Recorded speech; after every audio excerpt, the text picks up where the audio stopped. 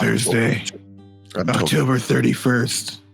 The city streets are crowded for the holiday, even with the rain. Hidden in the chaos is the element, waiting to strike like snakes. But I'm here too, watching. 2 years and nights have turned me into a nocturnal animal. I've been coming at donuts for hours and feeding it to homeless people as a prank. I'm gonna have the best YouTube channel ever. This is the tale of the Batman. Good timing. Perfect timing. Nice. On that note, welcome back to the Chronicles of the Rift, everybody. It's good to be here. Don't touch the box of donuts. Bloom brought them.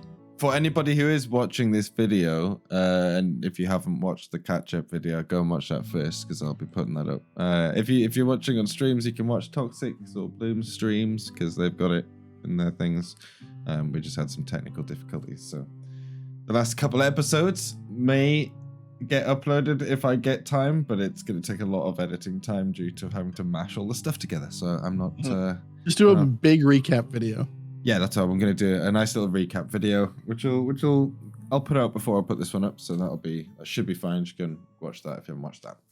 But either way, we are back, and last time we left off the last session that we had, interestingly, the group had all arrived back at the trade district with KORGI having been sucked into an orb. That's and me. Discussed with Fazrik the situation and what had happened with the Alpha Hound and the orb, as well as the guards. He said to keep your heads low, but he'll keep an eye out. He hasn't heard any alarms of anything, but he'll keep an eye out as well in case anything does come through the gates that you might need to worry about.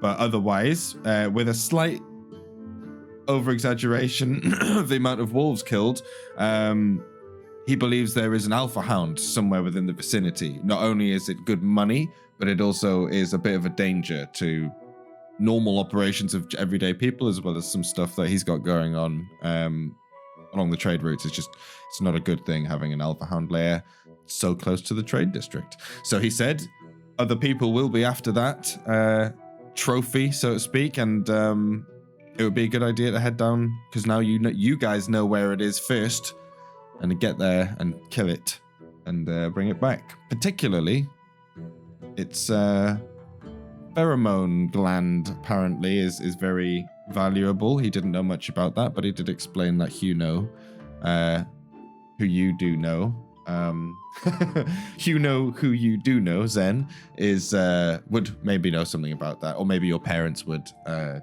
depending on their knowledge of that kind of stuff. So you took your leave, and on the way out, KORGI reappeared from the orb, and the orb seemed to go dead. No longer sort of vibrating or pulsing or glowing of any sort, and cold to the touch. But KORGI was there, confused, lost, with no memory of what had happened. You were also guided to go and meet a fellow called BERT, who would be able to help you. He's a beast hunter, and he'd be able to help you in hunting down this Alpha Hound and eventually slaying it, as it would be rather tough. And so you left and made your way to go and visit BERT and get a few other things accomplished. Along the way, you... DUSAN made a little bit of a detour and tried to track Fazrik a little bit, as you noticed he was carrying a ring, which may have meant something to you. So following him, he actually ended up having a conversation with a shady-looking individual, and they spoke about Joni and making contact and her pet project. And then you bumped into him. Stealing the ring from his hand, and he requested that you would pay your dues, and you gave him your coin, and he left without saying another word. So That's when you return to the group, and you all met with BERT, who is very excited to hunt a alpha hound. Excuse me, just clearing my throat. So he's very excited to hunt alpha hound. I was very keen and willing to join you on this journey and head down and attack such a renowned beast. All this time, certain individuals of the group have been able to see a rather strange ethereal tower made of stone, which is semi-transparent, rising way above all the other buildings in the trade district, which is near the entrance. A few of you tried to ignore it for a little bit, but eventually you decided you would probably go and check it out and see what that was all about. Heading through the streets of the city, you did end up getting into a bit of a kerfuffle with some random grumpy wastelanders. And there was a fight broke out, basically. He insulted FINK, and FINK executed one of them, and there was some more fighting broke out. And then that's when Tovi arrived with one of his sort of associates, and they work for Xanto. And they immediately the tone changed, and your aggressors backed up. And it looked like this guy had been in trouble before, and he was probably on his last legs here. So he backed away from the situation, and everything, the crowd that had gathered kind of dispersed. And at this point, this had attracted the attention of Runzar, who noticed that KORGI had been very apt in the fight, in the way that he fought as well, and said that, he opened the opportunity to anybody who wished to come and essentially try out, as he was looking for some new warriors for the upcoming tournament, the yearly tournament that they have with tribes from all over the wasteland, and different organizations and groups. They send their best warriors to fight in this tournament for money, renown, prizes, all sorts of stuff, as well as, if people who've given off a good show, Xanto has taken a shine to some people, made them their personal bodyguards. Some people have even gained access to the Draskin city, which is rare but has happened. So it's a big thing. So you were all kind of invited to go there, and whenever you get a chance, you were invited to head down there. You also bumped into the lady. I've completely forgotten her name for some reason. Refugee it escapes me. Refugee lady, which is Arwen. I think it was Arwen. Yeah, I think it was Arwen. Got it written down somewhere, but she thanked you for helping. You did say that you'd cleared out everything, even though you had an inkling there maybe it may or may not be a shadow hound at the location. But you convinced her that it was all clear. She paid you the money, and she also said that they were going to head back and try and rebuild again, but take some security, some people who were going to stay and protect the town or the outpost. And they offered you, or maybe anybody that you knew, if you knew anyone, you could maybe guide them in her direction, as they were looking to, hire people and et cetera, et cetera. And at this point is when you headed to the tower to go and check it out, and only a few of you could see it. Upon grabbing the handle of this ethereal door, KORGI opened it to a black void, and saw nothing, but was pulled in. People decided to grab on and try and hold on to him, but they were also yanked in. Both BERT, Zen ran in after them. FINK was pulled into the doorway as well. Then with a sigh, MAEVE ran after them. DUSAN looked a little confused, but also ran after MAEVE. Everybody disappeared. From the outside, you just see as each of you, and then quiet. This is where we come back into today's session. So let me just turn the volume of this down a bit. It's a bit loud for me. Brilliant. KORGI, move your leg. It's on top of my head. What? Where's your head? Right here by your leg, you idiot. I don't see it. Oh, Where okay. am I? I don't see anything. Open your eyes. Oh. It's still black. Okay, so I upon think coming the DM through hasn't told me yet. the room, you all see a very strange space. So you come through, the three of you, both Bert, Zen, and Bert, Zen, KORGI, and FINK will all go through first, essentially. And you see it's an odd vision. It takes you a moment to kind of take it all in, but it's a circular room made out of stone, like brick, stone, cold, dark stone. But it is like, you can see it's collapsed. There's bits of rock that is like just collapsed in front of you, and bits of like pillars all over the place. It looks like this is very, very old, but you can also see that there is kind of like just a space outwards behind it. It's kind of semi-transparent again, this kind of ethereal look to even the brick and the walls around you. But beyond that, it's just like empty space, like empty darkness. It's cold, clammy. The air is filled with this kind of moisture, though, as if it was humid. You can feel it even like you breathe. It's heavier. It's an odd sensation inside the room. You look up and the ceiling seems non-existent. It just goes on forever into the darkness. In front of you, you see a large stone circular altar in the dead center of this room, surrounded by pillars. A couple of them broken, fallen to the ground.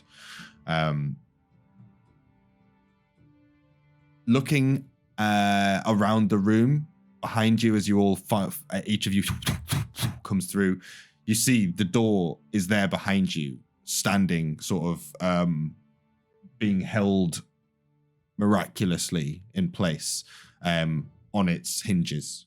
And as the last person, DUSAN, as you come through, just closes behind you, and just you see it's still there. This kind of, again, semi-translucent wooden door closes behind you, leaving all of you in this room with essentially this altar in the center of it.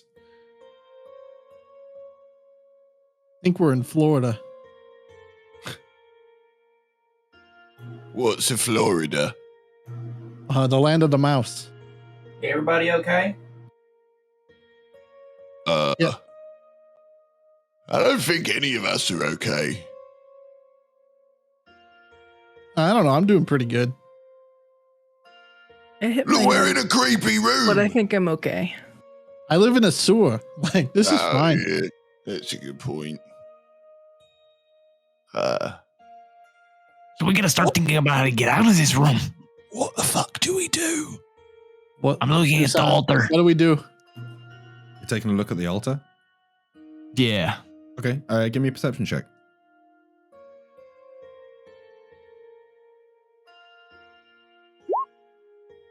Crit. Good roll. Nice. You walk up to the altar. You can see. Actually, do you know what? I'm gonna show you. If everyone else would like to make me a perception check as well, it's in this room. Sorry, the light-wise, you can see from the walls there is a faint glow, like a faint purple glow that you can see, and it's illuminating everything in the room. But it is pretty dark in here. Oh, so I can't see it. Oh God. Oh, I can't see it. I hit my head. Maeve's not even looking isn't the it right way. pretty in here? Look. Maeve, we're looking over this way. Maeve and I are just staring at like the fucking wall. Like, KORGI, open your eyes. Whoa, It's still closed. I thought we were in a void. No, I think we're in some kind of temple. You see, as you walk up and approach the altar, Zen, and everybody else. So Bloom, I'll come to you in 1 second, Zen, as you approach the altar. Bloom, you scan the room around you as he Who the does fuck's so. Bloom? Oh, sorry, DUSAN. I'm reading it from the roll. My apologies. The voice you in can my head's actually- ruining my immersion. You can change that. That would help me, by the way. You can change that, Gotcha. Bloom, so it says DUSAN instead on the screen. How do I fucking change it? I think it's in the settings in the top right. And Yeah, display name. personalization and display. Call tech support.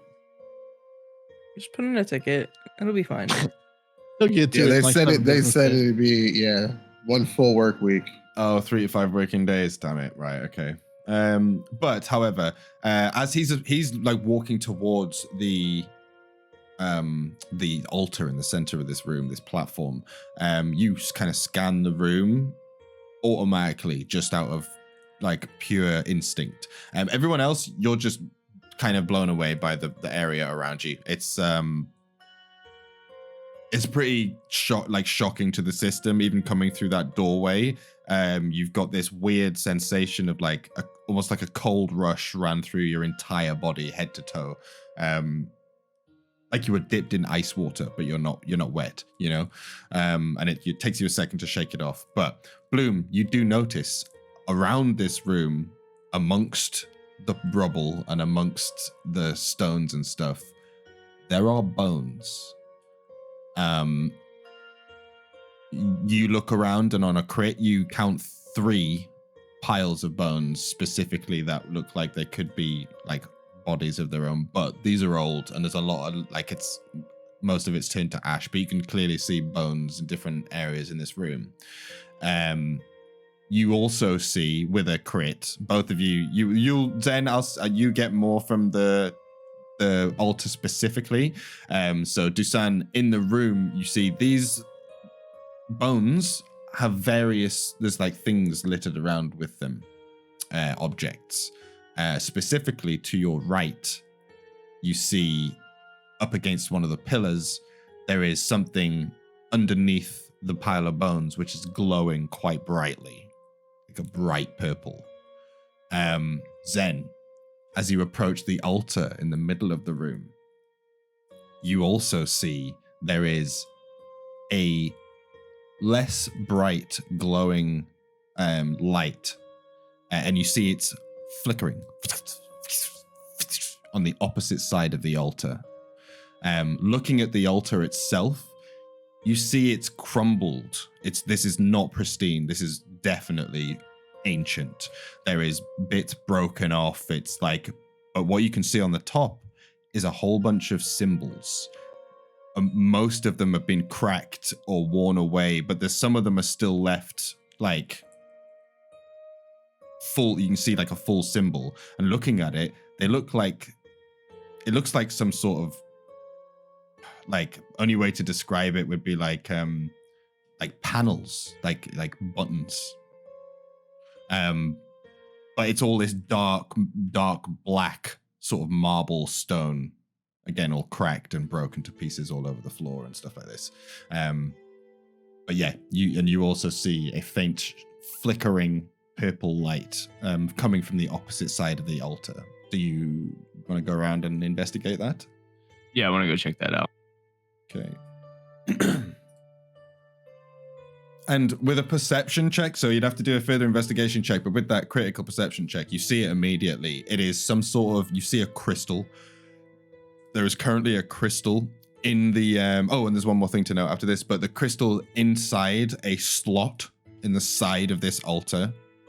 And looking at the crystal, it is like flickering and cracked, and you can see there's like it's like flickering purple.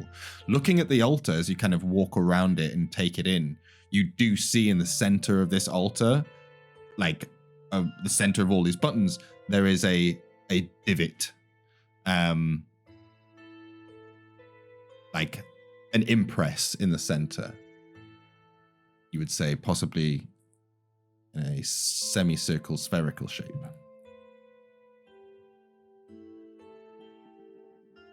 I'm going to take the orb that's in my bag and place it in the center of that thing. Okay. Good move. Good move. Okay, sweet. What is everyone else doing? Playing patty cake with Donkey. Wipe dust on myself off. Patty cake. Bert's gonna head over and examine one of the. Yeah, I'm gonna go watch what Zen's doing. He looks like he's about to do something. Beware I your keep steps. yelling. Plot advancing, so I'm gonna go watch. I keep looking at cracks in the wall, and I think that they're runes. I'm like, Maeve, look at this one. Do you think it means anything?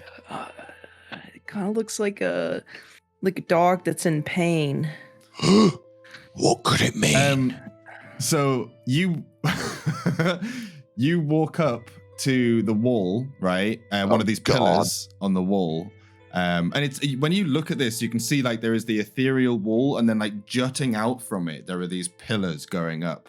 And there are markings on these pillars as well. Again, a lot of it's chipped, worn away, sanded away over time, but you can see markings. And you look up at this one, and it says apprentice.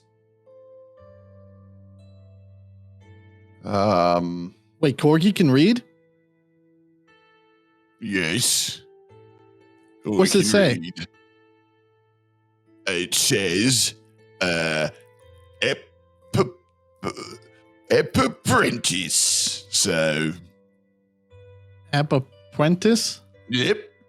Look, it says. I definitely know what that means. Yeah. I thought it was a crack, to be honest, but it is a word. It says apprentice. Apprentice, like EpiPen. I gotcha. I don't know what that is, but yeah, is it maybe I'm going to go look at one of these other pillars real quick, and maybe it's got a word too that I can read out to you. Okay. Give me an investigation check, Korgi. And Okay. Fink's gonna stand behind him. This'll go well. 11. Okay, sweet. So you move along, and DUSAN, what are you up to? I'm gonna cut a monologue. Be wary the purple light. Death is cast on the ground. Death is cast on the grounds here. Step lightly. Touch nothing. Lest you want to die. Donkey's just nodding in agreement. Yeah, Maeve heard that, and now she's just tiptoeing. Okay. And what are you staying where you are? I'm gonna Batman Lear over at I gotta make the pointer happen. Which was the pointer? Oh shit. Click and hold. Oh, There you go. I broke something. What are you doing? Okay, I'm back. Yeah. He's just not okay. He sounds like he's having a He's having a panic panic attack. attack. I want to Lear over here by the dead one in this area. You head over here, and you get close to this dead body. Are you going to investigate the body? Yeah. You can see a large sort of, I say large, a prominent glow coming from this body, a purple glow. But this is a steady glow. And as you investigate, give me an investigation check. Come on, Batman, do better than that. Not great. So we'll come back to you in 1 second. Korgi, you look up at this pillar, and you look at it, and there's a symbol on there, and it says Master. Fink, you look over his shoulder, and you can see there is a symbol on the pillar. It's just like a shape. It's just shapes, like. Okay. What Donkey? What does this say? Can you tell us, Donkey? Eep. Okay. What? He says it means Fink. I can read, you know. Okay. What's it say, Korgi? Mummy or something like that. Starts with an M. Is that right, Donkey?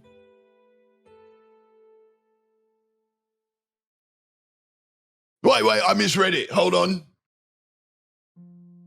It says Master. Master. Yeah, like a boss. 15%. Just tell him that. Korgi, give me an Alright. intelligence check real quick. Okay. And while I do this intelligence check, I'm just gonna look at the pillar and shout 15%. Yeah, you where told is it. my intelligence? There we go. Yeah, thank you. Yeah. How? Good roll. How is that possible? 15%. Holy shit. Okay, yeah. So yeah, you're just reading these. That's great. Actually, it just does say drooling. mummy. Hold Your on, guys. reading is just great. You're looking at these. They're saying words. That's what it is. That's what's happening. Dusan, you find on the floor. First of all, it's quite obvious. You pull over the head. You like tip it over the skull, and underneath, just glowing, you see a crystal, about the size of like fits in your palm, and it's just got this energy, this purple energy. You can see it's like a constant buzz, and it's bright as well. The whole crystal is just like kind of glowing with this purple energy on the floor. You also see a crossbow. The crossbow itself, next to this corpse, looks amazing. Like, it's super ornate. Like, it's something you would probably see. I don't know. It's something you'd probably see Xanto have, and he would like put it on a pedestal somewhere in his fortress to like show off to people. You know what I mean? Like, it's a really well made looking crossbow from this distance. It's some kind of dark wood with this dark sort of silvery metal across the top. An unholy inversion of hope. God damn it. That's it. I'm just assessing it. All right, so I think I want to. I don't want to do anything particular. I guess I'm going to continue to investigate the area. I see this like the blue ting. What be here, Mandem? But you know, say that again. I was the bruv what said not to touch things, so I'm gonna keep not touching things. So you're not going to touch the crystal? Nah, hell nah. Okay. Are you going to pick up the crossbow or look at the crossbow? I did say I want to touch it, but I kind of in real life want to touch it, but I'm also playing a character. No, I don't want to touch it. Okay. I feel like it's a bad idea. Well, it's up to you. No, you know, I'm just gonna. I mean, I think it's a pretty clear line of logic to say that this purple fire stuff. All right, hold on. The purple fire stuff is probably like the same thing with those one guys. Remember and they were like, and they were all crazy. And as you say that, Zen, you drop the orb into the center of the altar, and you see as it rolls in, but it's almost like it's magnetic, as it and just like slots into place. You see as the crystal below like slotted into the thing starts to power, and it sees the whole of the altar begins to light up. The runes start to like travel from the crystal all the way down the center and then up to the orb, and you see as the orb begins to glow. I think I turned it on. And it starts to glow. You see as it starts to glow brighter and brighter, and then as you are all turning as he says that, I'm just gonna, what I'll do is to move everybody. Hold on a second. Just grab all of you guys. Oh, is Zen 2 in here with us? Give me a perception check. Where is that little shit? All I see is the back of KORGI. You don't see it. Yeah, you don't see it. KORGI, you got a lot of knots in your back, bro. What? You just see as there is like beams of purple light start filling up all the like crevices and cracks of this altar, and the whole room lights up with this purple light. you see there is a button right in front of you, like where this crystal is, and it's depressed. It's like already down. What's wrong with it? Oh. And you can the lightning is just going mental. You can see the crystal in front of you is 100% cracked and it's shaking in place. But as this is all happening, you notice two of the pillars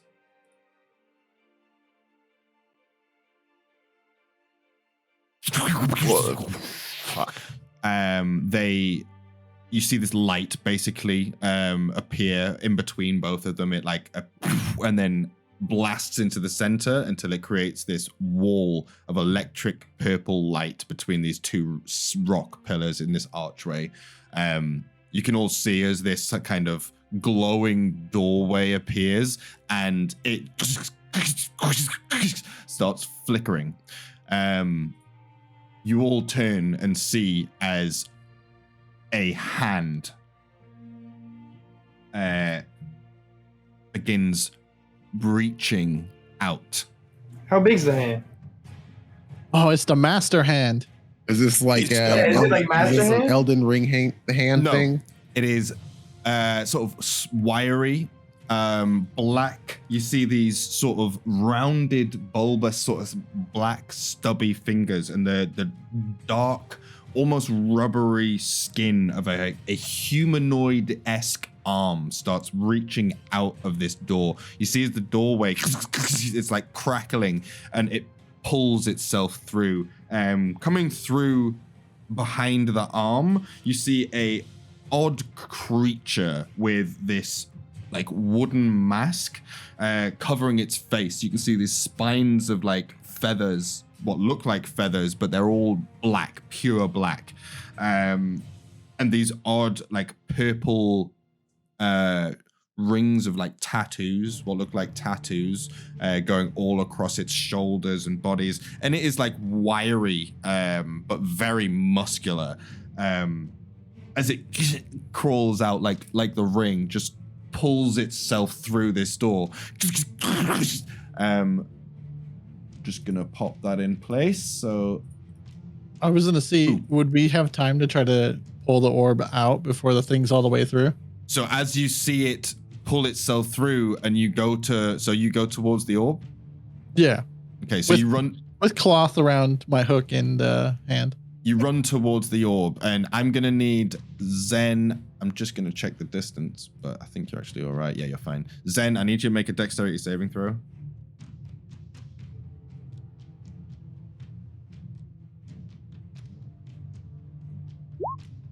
Oh shit. Oh dear. Okay.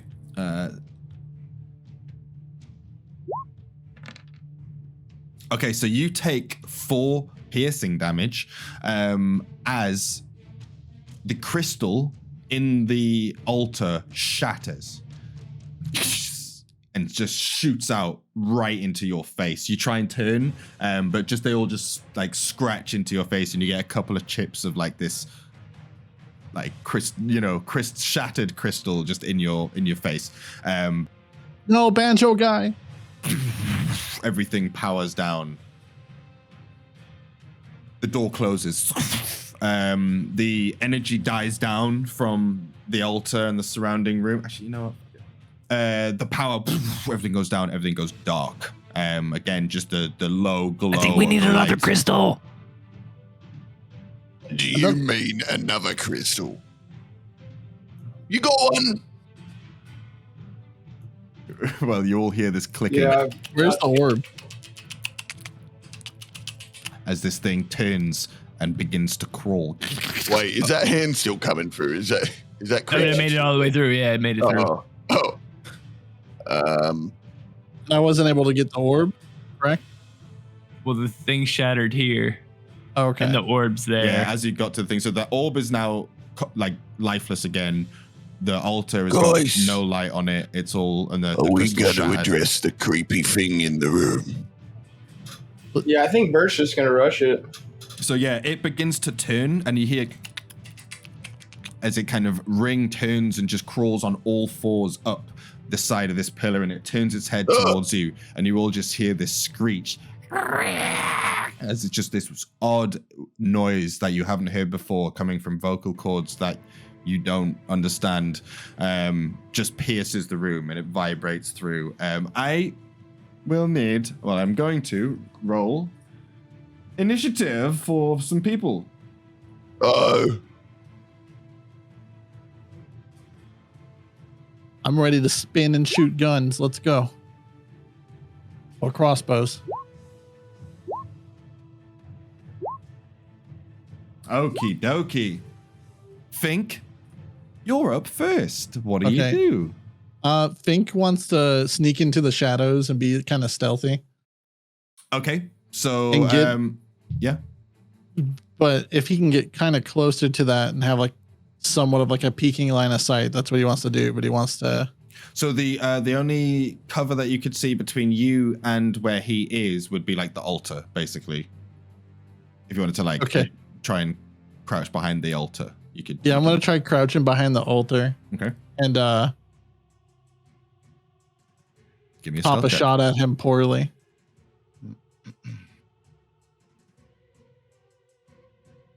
I'll go ahead and roll to see if I can hit him. Hit me with a stealth check first. Oh, okay, yeah, my bad. Let me see. I'm very stealthy. And his passive perception is so he doesn't see you as you do that. Cool. And I want to go ahead and shoot an arrow at him. But I'm gonna like spin needlessly and then shoot it.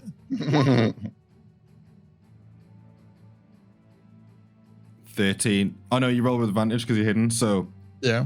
Do you get sneak attack with this as well? Is that? Oh no, you're not a rogue. You're not a rogue. No, I'm not a rogue. Never mind. Yeah. Never mind. That's eventually. I know we were talking about that the other day, but yeah, okay, cool. Sweet. So, but still advantage, which means that 26. Oh, well, hang on. Sorry, you went. Never mind. You can't sneak and do that on the same turn. Oh, you're you not can't. a rogue. Okay. But that you would usually use your action to do that if you're not a rogue. But I'll allow it because I said it's going to happen. So you go down behind the altar, fire off a shot, and it just you see as it goes into it and it lands, goes through like and it just kind of gets absorbed and you hear it screech like it impacted and it looked like it hurt it, but it goes and out the back as you see there's the wound kind of like just globulates and seals. And just hear like, and it turns and like looks directly at you. So it takes how much damage? 10 plus 1. Yeah. And then I want Donkey to kind of start going that direction towards the monster. Okay, sweet. So Donkey, get over there and get us like an advantage on him or some shit. So that would be his movement. You can get him to sprint over there if you wanted to, I guess. Oh, that's fine right there. There, cool. So he runs up by the altar. And he hisses at it. Sweet. Maeve? Oh, goodness. We just see the one thing, right? You can barely see the one thing. I can barely see the one thing. It's like the purple glow of its tattoos is what is making it visible. Otherwise, its skin is like black. It's even blacker than a shadow hound. It's like just blending in, and you can just see that kind of wooden mask. Again, all painted black, just to make it even harder to see.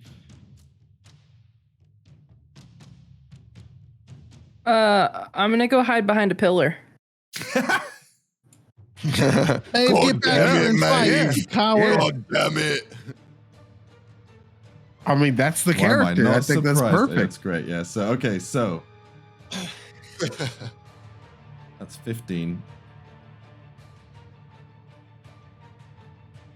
So yeah, you could get there. That's fine.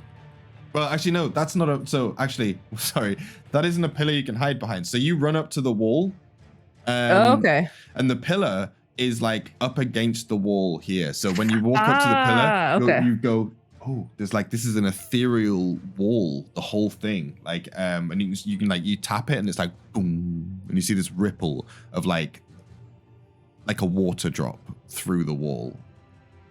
Ooh, and that's like kind of around the it's in a circumference giant circle. Yeah. Okay.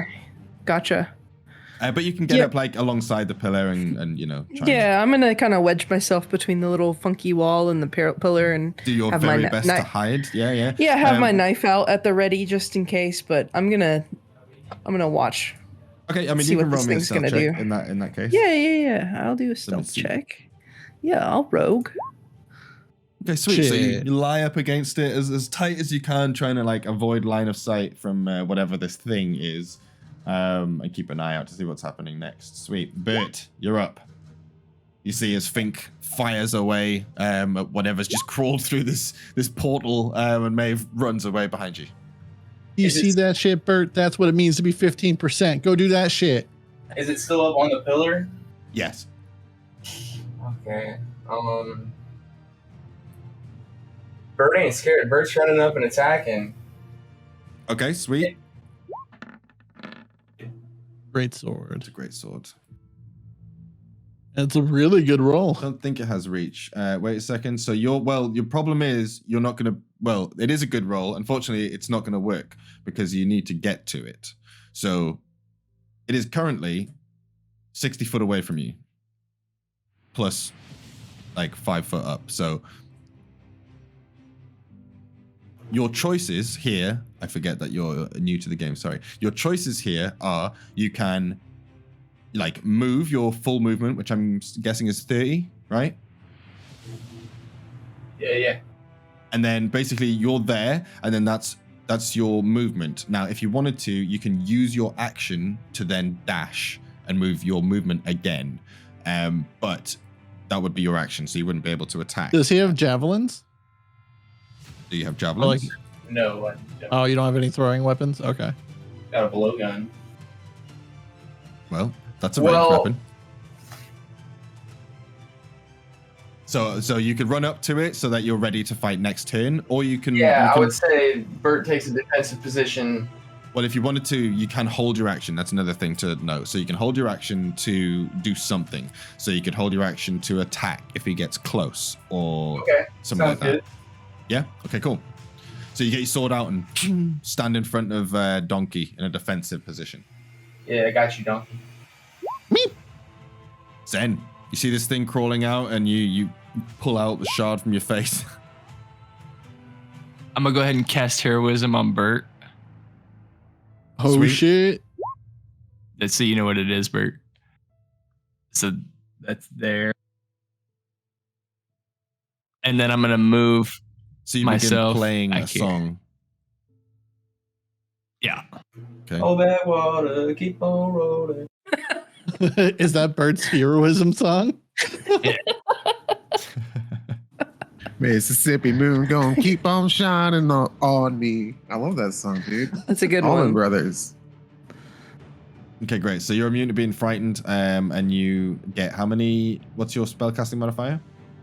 It's 4. Right, so you get 4 temporary hit points at the start of each of your turns. So every time your turn comes around, you can add basically up to 4 hit points. You kind of refresh your hit points, and they go on top of your health. Noise. There is a space for that on your character sheet as well. Temporary hit points. Yeah. But you don't get them yet at the start of your turn. Okay. That's my turn. Okay, sweet. DUSAN, it is your turn. All right. What's the throwing distance in this game? I'm not totally familiar. It depends on the weapon. Okay, because I want to use caltrops in this gap here. Oh, clicker. In between the shape and the gang here. Yeah, in about this area. 30 foot? Yeah, I'll allow that. That's fine. So you can kind of chuck the bag of caltrops. Yeah, but you'll need to give me a dexterity check to see if you can hit it. Okay, so roll me. I rolled a save. Can it not count because I clicked the wrong button? I'm just kidding. It can. It's fine. I'll allow it. It's caltrops. Oh, okay. There you go. Nice. Sweet. Good shit. Boom. Power Gaming 101. If you don't like your roll, say it was the wrong roll. But it really was. It was though. It was. Yeah. It only works on roll 20. Yeah, it doesn't work with real dice. Oh no, I rolled a save. I swear it fell off the desk. Okay, and then Yeah, it's difficult terrain, so I'm just gonna draw a box for you.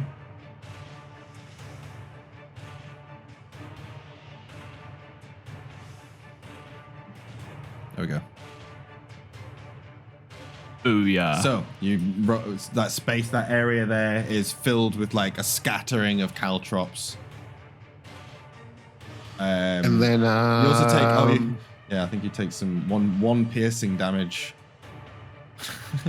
oh yeah, from the 10 feet. crystal. Yeah. Oh, okay. No, from the that's from the caltrops when you walk through them.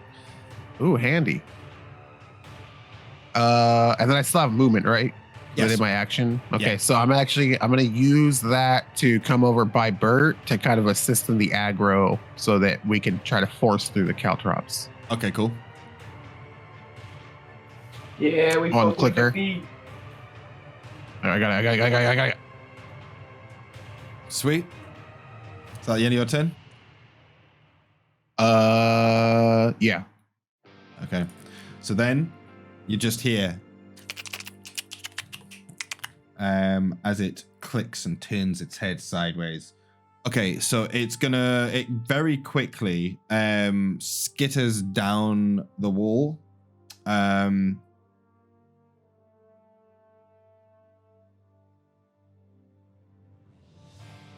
then runs towards you, Bert.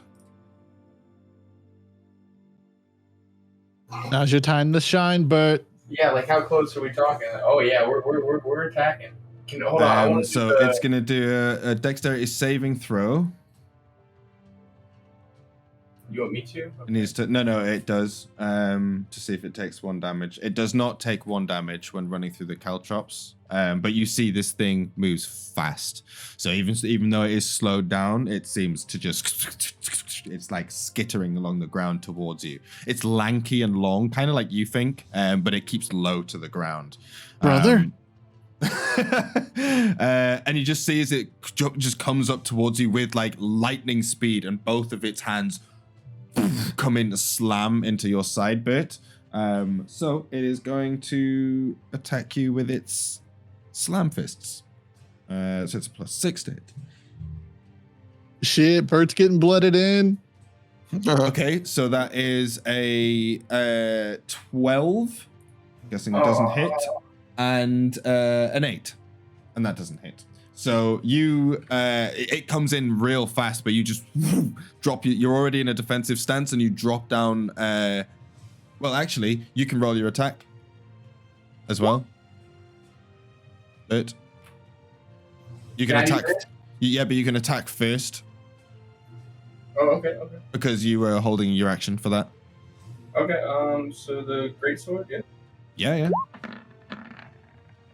Oh, 19, nice. That will hit. So roll the damage.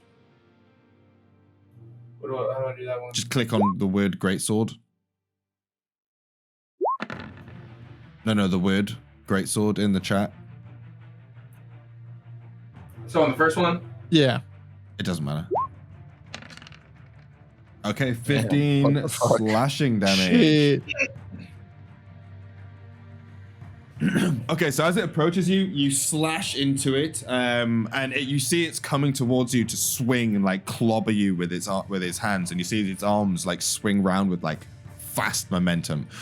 But you bring your sword down, and you just see as it cuts through its arms. But again, there's like as it like you cut through both of its arms, and its arms like reform on the opposite side. It screeches in pain and backs up a little bit and like gets haunched up. But you see as it's there's no wounds on its arm, but it definitely took damage. But it's very odd, this thing. And then you do your riposte because it missed. So use your expend 1 superiority die and make a melee weapon attack. So do another one. I mean, I guess you already did. So that hits. They both hit. So you're good. So now do damage again. Awesome. So as it backs up, you just bring up the long sword and slam it into its chest, and you just see as the sword goes straight through. and you pull it out, and the whole wound kind of like, it feels almost like clay, and it just kind of like reforms around it. But you do another 9 slashing damage. Very nice. Good shit, Bert. Woo! That's the way, Bertie boy. See, Maeve, that's what you're supposed to do. Like, Yeah, with Maeve. Maeve, though. And as you do that, as you pull the sword out, you just hear a noise coming from the beast, like a tone, almost like a low vibration from the back of its throat.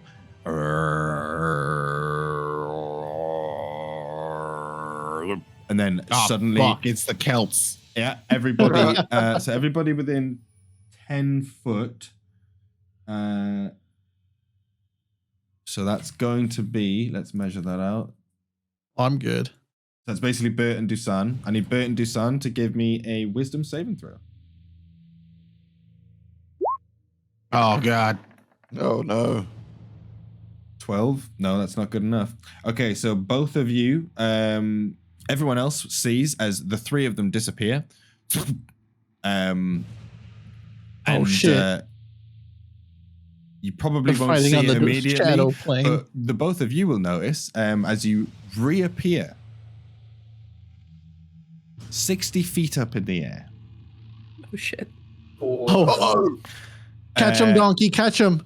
You see as the thing that's like in the air with you, click, click, click, click, click, and just reaches out towards the wall. So you're all up in the air right now, 60 foot in the air, and it's KORGI's turn. So what are you doing, KORGI? Are they floating or falling? They're falling. Oh, fuck. Okay. Well. What? All right. Bro, Maeve had DUSAN. If I... Is it still on the ground? The No, thingy? it's up in the air next to them. It's in the air as well. Okay. Yeah, also falling.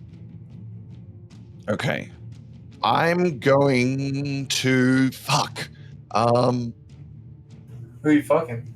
I don't know. I'm going to get fucked. Okay. I'm going to run and use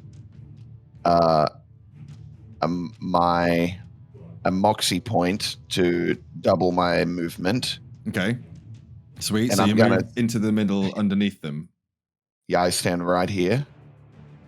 Like, KORGI, And- what if I boosted and I you up? hold, I'm going to use... I don't know if You this can works, Jump but into I'm my going to hand. hold one arm out for both of them and hope that I can catch both of them when they fall. Corgi's a real G. I'm just standing there with both of my arms out, ready to I've catch got you both. Don't worry, I'm very big. Okay, right. Okay, that's fine. We'll see what happens with that one. Yeah. Right, FINK. Uh, Is Fink's in our- is that your go over, by the way? Sorry.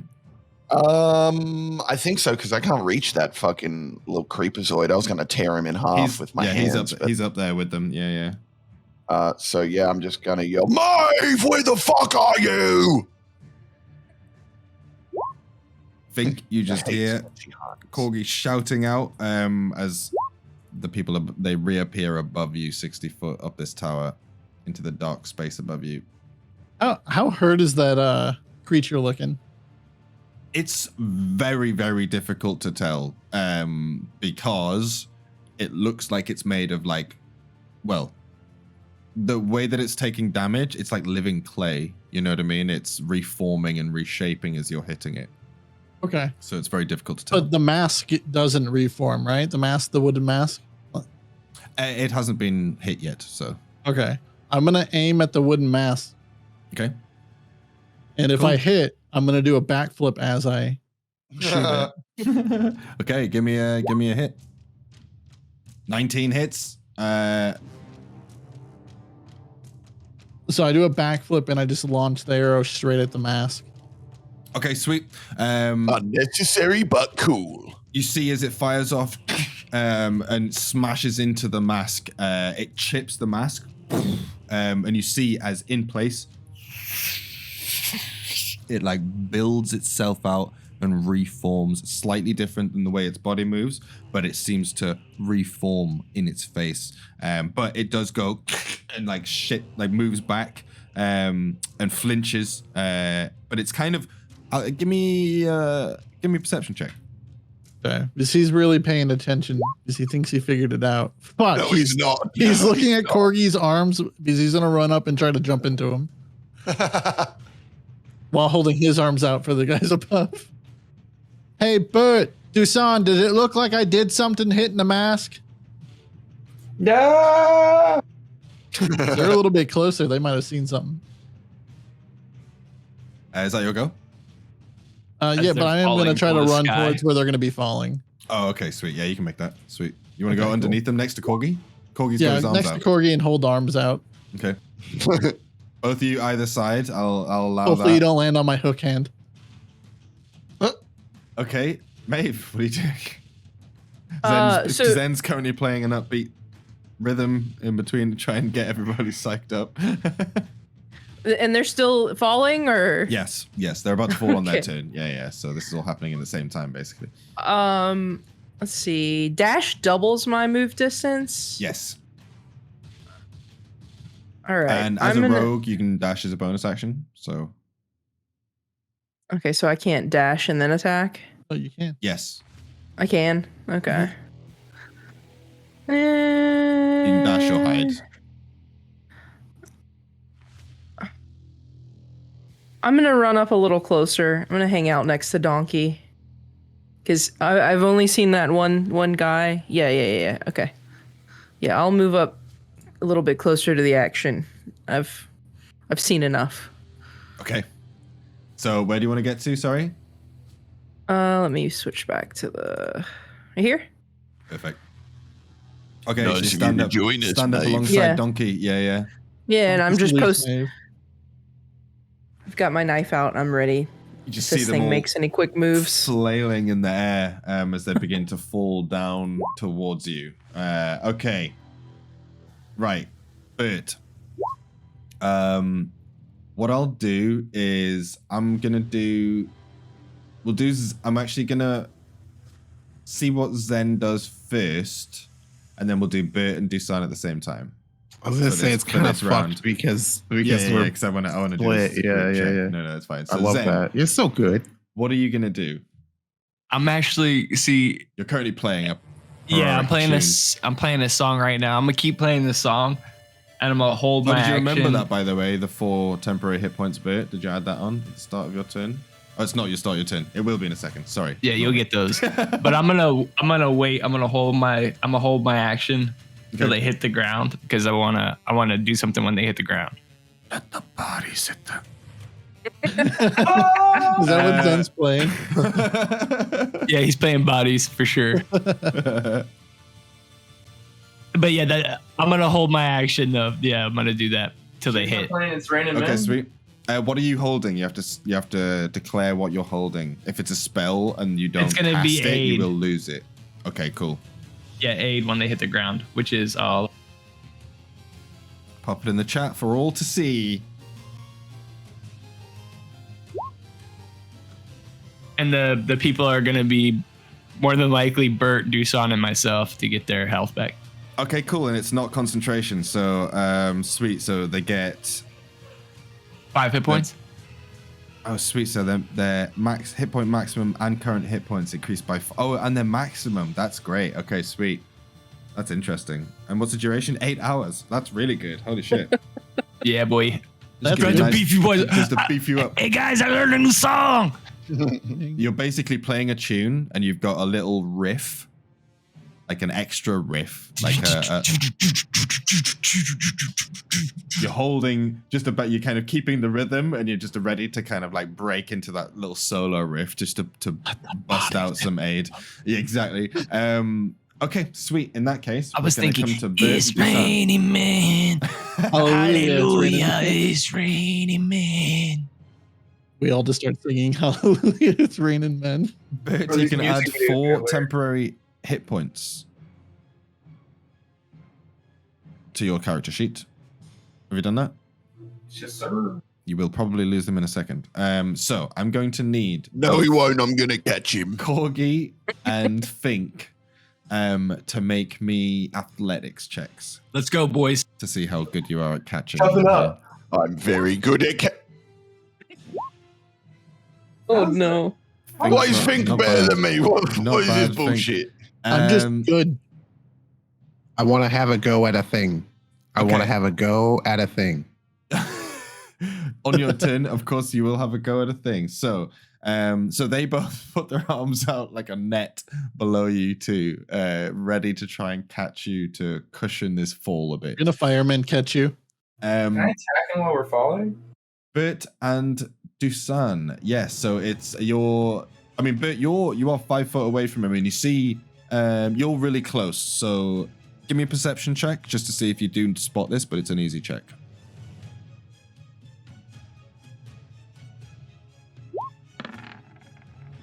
Sweet. So you, as you turn to see him, like thinking, can I hit him as we're in the air? You look and you're falling. Both you and DUSAN have appeared, and you're falling downwards towards the ground. And you see as FINK and KORGI run below you and put their arms out to try and catch you. As you're falling, you turn to look at this thing as you see it's drifting towards the wall. You're Shit, falling we're at in speed. SAO. It is just drifting towards the wall. So you will be able to swing at it. I'll allow it one swing. It will be a disadvantage if you wanted to attack it as you're No, falling. it's- DUSAN, you're a little too far away unless you wanted to do a ranged attack while you're falling, which I would also allow a disadvantage. no. If it's not falling like with us at the same speed, no, I don't see the point It's of not. attacking. Okay.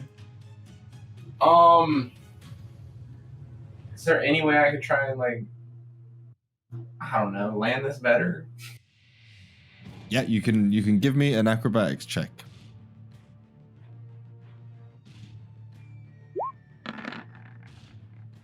Okay. Not bad. That's not bad at all. So, DUSAN, what are you doing as you're falling? You doing anything in particular?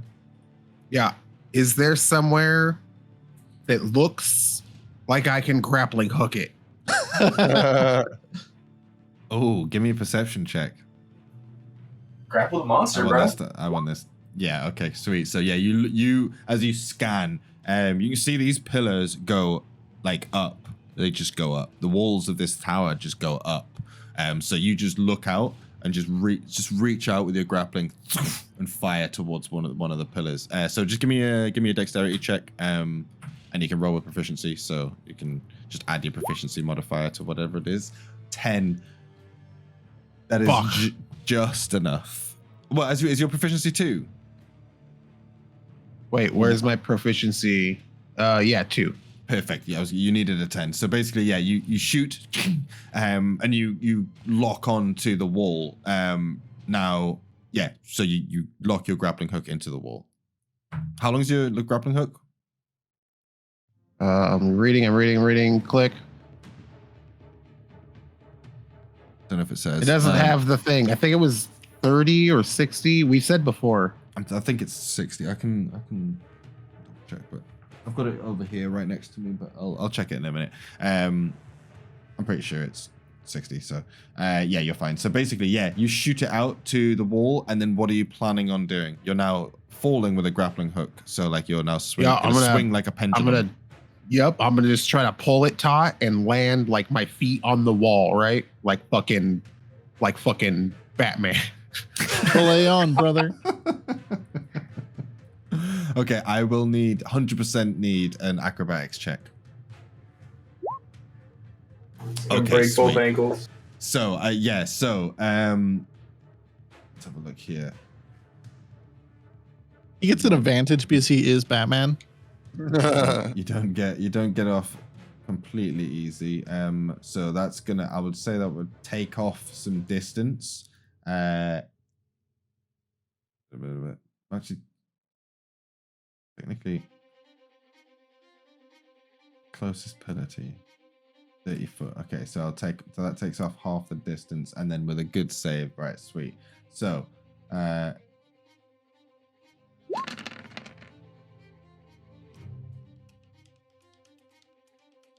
halved.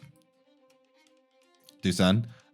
So you take 8 bludgeoning damage as you land. You do a move which saves your life, but you feel the impact as you swing across the room like an absolute legend and plant yourself against the pillar.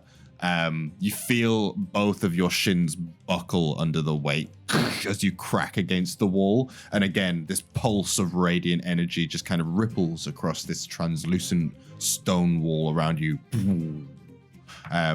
But you are safe. KORGI. Yeah. So you do get... basically, so because of their rolls, you get half the damage, but it's still the full distance. So that's 66. Huh? Wait, 66 what? I'm confused. Your full damage is 66. He didn't so I'm fall, gonna though. My full damage? No, but I'm so sorry. I'm so sorry. Confused. Yeah, Bert. No, Bert. That's what I meant to say. Bert. I don't have a 6 here, so I'm gonna roll it here. Sorry. Bird just landed on the hook hand. We caught him, but his fucking head hit it.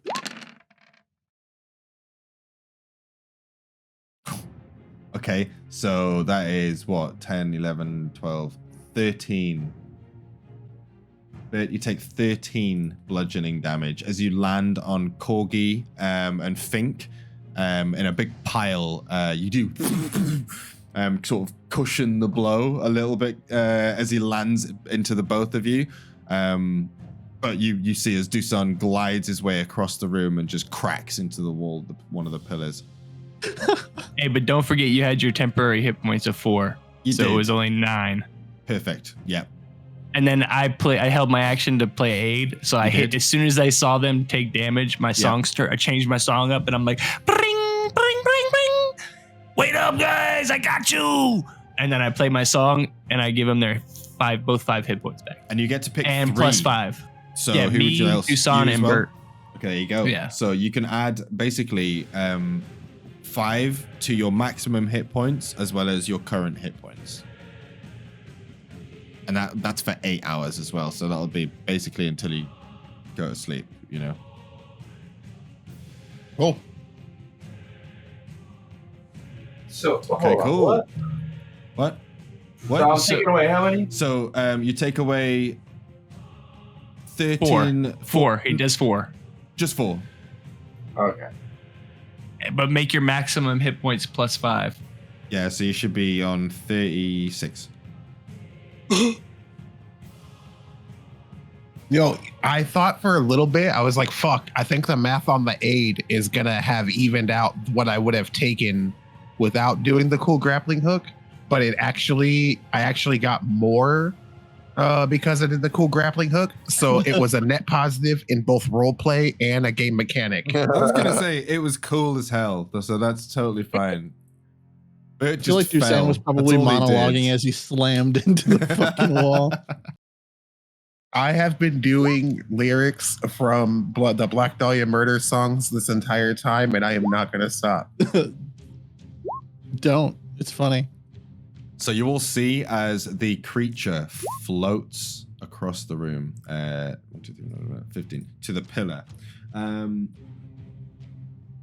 Oh, he needs to roll to see if he recharges. So 1d6. 5 or 6. You got a 2. No. Okay. Eeny, meeny, miny, mo. MAEVE. I need you to give me a wisdom saving throw as the thing latches onto this pillar, turns its head towards you, and just starts humming a strange noise. You got this, MAEVE. Oh, no. Wisdom saving throw. Wisdom saving. Can I give her bardic inspiration for this? Or is it too late? Did you still have a bonus action on your turn? You did, didn't you? Yeah. You can do that. Yeah, you can give her. I'll give her. I'm gonna give. Oh, never mind. She doesn't need it. Doesn't need it. Not giving her bardic inspiration. I thought about it. Put your hands on your ears, and there's like a pulse. You feel it come from this creature, but you kind of turn away from it, and nothing happens. So it begins to skitter down. So it skitters. Music stopped at the perfect time. 40 foot down, so it's about 10 foot off the floor on the pillar. And it's KORGI's turn. KORGI, I need you to beat this thing's ass. All right. But aim for the mask. I think there's something with that. Oh, I was gonna just like tear it in half. You think I should just punch it in the mask instead? Tear the mask in half. All right. I'll do it. And then, so I can just run there, huh? 30 foot. Yeah. But and then, I'll say because of your height, it is like a 10 foot off the floor, but it's still within reach. So yeah, I would like to jump up and, like I'm palming a basketball, grab it in the face in the mask, and then move my other hand and also grab the mask and just try and rip it apart. Okay. Give me an attack roll. You got this. Thank you. Should I just roll with my knuckle gloves? Yeah, just give me one of your straight, because basically what you're doing is you're just doing your normal attacks, but you're describing how they look. Exactly, yeah. 11, unfortunately, does not hit. So you reach up for its mask to try and grab it, and it just moves. It glides its head out the way, unnaturally smooth, and then just snaps its head towards you. That was gonna be really cool. Anything else? No. Oh, actually, wait, hold on. Mm-hmm. I've got that thing where I can use my bonus action to attack again. Mm-hmm. Go. And so I'm gonna try and do the same fucking thing because I'm pissed off now. So I'm gonna reach up and grab it again. Hand. Yeah. Okay, secnd table grievance. Fuck! Whiff, and it's just moving like rubber, just almost like it knows where your palms are going. KORGI's metagaming, and that's my bit. I mean, KORGI's metagaming. That's my bit. FINK, you see KORGI, full on trying to reach up and grab this thing, just getting really frustrated as it's dodging him every time. Just like swinging at the air, like, fuck! Damn it. I guess I got to do it myself. And I'm going to jump off of BERT if I land the shot on the mask. So I like flip off of BERT's back. Okay, sweet. I'm laying down. Yeah, BERT would be prone right now. So I was still jumping off of BERT. It's going to jump off BERT. Okay, and I'm going to stick the landing as I hit it right in the fucking mask. Sweet. See that? That's how you do it, KORGI. And he sees the bolt lodges itself in the mask, and it just, and he sees like a crack appears in it, and he just whacks it off. I mean, cling, cling, cling, cling. You hear it bounces off the floor. I'm gonna roll this. Do I notice anything extra, like how it looking health wise? It has a crack in its mask from that bolt. Okay. Which seems and then to I be want staying Rat there. to run up towards KORGI. Okay. Beep, beep, beep, beep, beep. Yep. But can he position himself closer to the monster so that he gets advantages? He would. Yeah, he'd have to. Hang on. Let me just check. What's his movement? Do you know? As a giant rat. Let me just check. It'll be on his character sheet. 30. Oh, okay. But he could dash. If he wanted to dash him over there and not do anything else, yeah. He has to get behind him. Oh no, because he has to go up the wall. He's above him right now. Okay, well, he's still kind of sitting in a position where Corgi could like jump off of him if needed Yeah, be. if he drops to the floor and becomes Yeah. on ground level, then he would be flanking him 100%. Yeah. Cool. Yeah, we'll do that. Okay, cool. And then I end my turn. Maeve. What are Okay. you doing, Maeve? This beast Get in is there, Maeve. battling with Corgi on this pillar. Can I? Maeve wants to take a deep breath and steel herself, run towards Corgi and like bolt off of his shoulders and stab the thing in the mask. Nice. Go for it. All right. Let's see. Thank God. Oh shit. Nice. Oh hell Nice. yeah. Maeve, you're so Sweet. cool when you want to be. Give me some damage. 5 piercing. Sweet. So you just run up and just jump off his back and backflip, cutting through. And again, as the knife cuts through, it screeches in pain, but the wound kind of like seals up behind it as it goes through. And you kind of backflip off Corgi and then back onto the ground behind him. And it does 5 damage. Nice. Good shit, Maeve. So on the mask is cracked now. With the... There is a crack in the mask, yes. Is that it, Maeve? That's it. Okay. But you just see as Maeve backflips and does like a mid-air slash on this thing as it's latched onto the post. What are you doing? Oh, you get 4 temporary hit points, so you can add 4 temporary hit points to your sheet now. Oi. And just so you know, temporary hit points don't stack. So if you get temporary hit points from anything else or at the start of your next turn, for example, it just goes to... It overwrites whatever you have. Yeah, exactly. Okay, what do you want to do? All right, Bert's gonna sit up, check his injuries, crack his neck. Okay, that's half your movement. Oh yeah.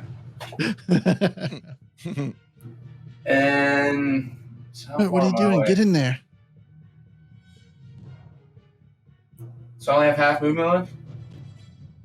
Yeah, because you were prone. You were prone, so yeah. I am going to just move towards Zen and watch the creature. Sorry, boys. Move towards Zen. So you're gonna back up a bit. Are we gonna... Wait, you're running away now too? No. You just being smart. Okay, Corgi, this guy's running away. I gotta see what the next move is. Maeve, can you bleed the balls on this guy? Maeve. Hey, you saw what I just did. You'd be lucky to have another one of me. That was pretty fucking cool. True. Are you gonna hold an action or anything? No, I'm holding the action. See what the creature does. Wait, what for? You need to say what you're holding and what the trigger is, basically. So, like, the most common one is if he gets close to me, I'll attack him. If you have an attack available, you're not using it. You know what I mean? Yeah. I have my great sword ready. Okay, cool. Zen skis. It hobbles his way over to you after getting up off the floor. He's looking all right. You're looking pretty good. I'm gonna move Zen over here. Just running away. No, closer to the bottle. Yeah, I'm moving you're running away from Bert. Yeah, like I'm moving to here, and then I'm gonna cast heroism on Corgi. Hit with a fireball. Yes. Does that take it from Bert? No. It would, because it's a concentration, so you'd have to Oh, is it? drop Oh. concentration on the Okay, other I don't one. wanna do that. Don't wanna That's do like that. a continuous song that you're playing, whereas the Okay. aid is just like a riff, you know? Gotcha. Then I'm gonna go ahead and hit a cantrip on it. We're gonna go ahead and hit it with a fire.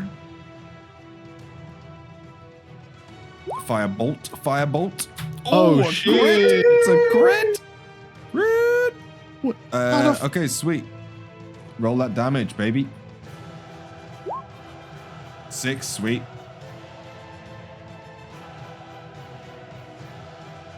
Again, you all see as Zen begins to really rip into this song that he's playing, and just a couple of sparks start firing up. And you notice this then, and you like point your you point the banjo towards the creature, and the sparks just fire off as a little one just goes towards it.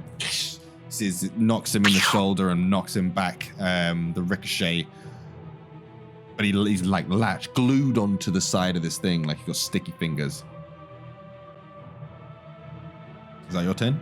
That's my turn. Okay, cool. Did he just shoot a fucking fireball? A firebolt. Fireball is a lot bigger. Fireball would be a bad problem right now. It would be a bad idea. We've never seen magic before, though. Or at least Fink Show has. you some magic. No, but you have seen that happen specifically before, that he's played so hard that it's created a spark. No, Fink didn't see it. Oh, you didn't? All right, there you go. Yeah, sweet. That's fine. DUSAN, you're like 5 foot off the ground on this pillar with your grappling hook. You can detach it if you would like. Yeah. I'd like to Clink. like to be on the ground. Yep. And then I mean, there's a reasonable distance left. I'll just participate in the melee. Sweet. He's like 10 foot off the ground ish, just like, so he's like 5 foot above you basically. If you were to stand in that space. So if I used 5 feet there and I used 20 to get there and I use the rest to do a jump kick. Oh, yeah, 100%. Yeah, I'm down for it. A Leon Edwards of the Uzman. Yeah, hell yeah, dude. Oh my god. I was like, asleep. That fight was getting so boring. Such a good fight. And then fucking bow. Oh god. I'm sorry. It took him into outer space. Give me an acrobatics check, DUSAN. Let's go. So you do you run up and do like a backflip to try and kick this thing in the air and misjudge it. Like the height is completely off, and you can see the floor coming towards you, but you very quickly and aptly spin yourself around and land in a hero pose. You didn't kick it, but you didn't fall over. You just looked really cool falling. Damn it. Is that high up? Oh man. Shit. Hey, at least you didn't run away like Bert. Is that your turn? Yeah, I mean, because I can't make the jump again to even use my martial arts. So yeah, that'll just be it. I have to roll to see if he gets his thing back. If he does, you're all in some trouble. Yeah, I wasn't trying to fly away again. So he rolls a d6, 5 or 6. It's a 5. Okay, so I need everybody in range. So that's MAEVE, KORGI, DUSAN, and the donkey. But isn't he 10 feet up though? Yeah, but he's within range. So actually, MAEVE is safe. KORGI and DUSAN, Hell yeah, and Monk and Donkey, everybody within proximity. Because I'm saying he's like 5 foot above you. So it's essentially set. If you're going to be like, if you were being fiddly with it, then it's 7.5 foot is how far away you are from him right now. Oh, I was just giving you shit, man. But but yeah, technically, MAEVE, you are safe, so that's fine. Cool. So I need one for KORGI and DUSAN. Please, if you can give me a wisdom saving throw. Come on, boys. Fuck. You're looking for a 14. Oh my god. Oh no. And then Donkey. I'm not very smart. Well, the donkey he made it. Fucking rat. So the donkey makes it. latches onto the ground. He's not paying any attention to this. As MAEVE, you just see this creature begin to hum again in the low tone that you heard before. Oh, all 3 of them, 60 foot up into the air. And, yeah, so KORGI and DUSAN, you begin to fall once again. Fuck! It is also then... No, can't do that actually, so never mind, ignore that. So yeah, all of you are falling, and it's KORGI's turn. So I'm going to give you a chance to maybe think of something you could do, otherwise you're taking 66 full damage right now. All right. I'm with DUSAN, right? You are within 5 foot of him. Yeah, he's right next to you. Okay. I'm gonna... Is DUSAN wearing a cape? Yes. I'm just gonna wrap my arms around DUSAN and just go, Fly! Fly!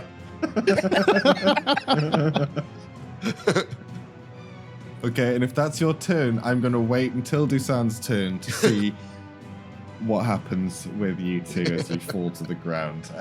Okay, sweet. FINK, it is your go. What are you doing? I don't think there's anything I can physically do to help them, other than stand under and try to catch them again. I guess I'm gonna do that, but at first I'm gonna see if I can hit with my bow on that mask. Let's see. Nope. So I'm just gonna walk over to where I think they're gonna be falling and hold my hands up. Okay. And Donkey's gonna help.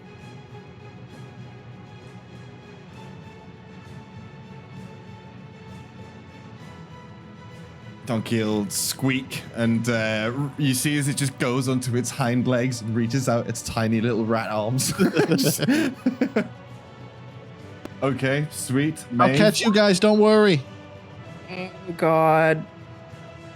How far are they away from me? Well, 65 foot, but 5 foot across and 60 foot up. Oh my gosh. So they're not like directly above me. I'm not in danger No. of They're not gonna getting land on like you. No, you're good. hit.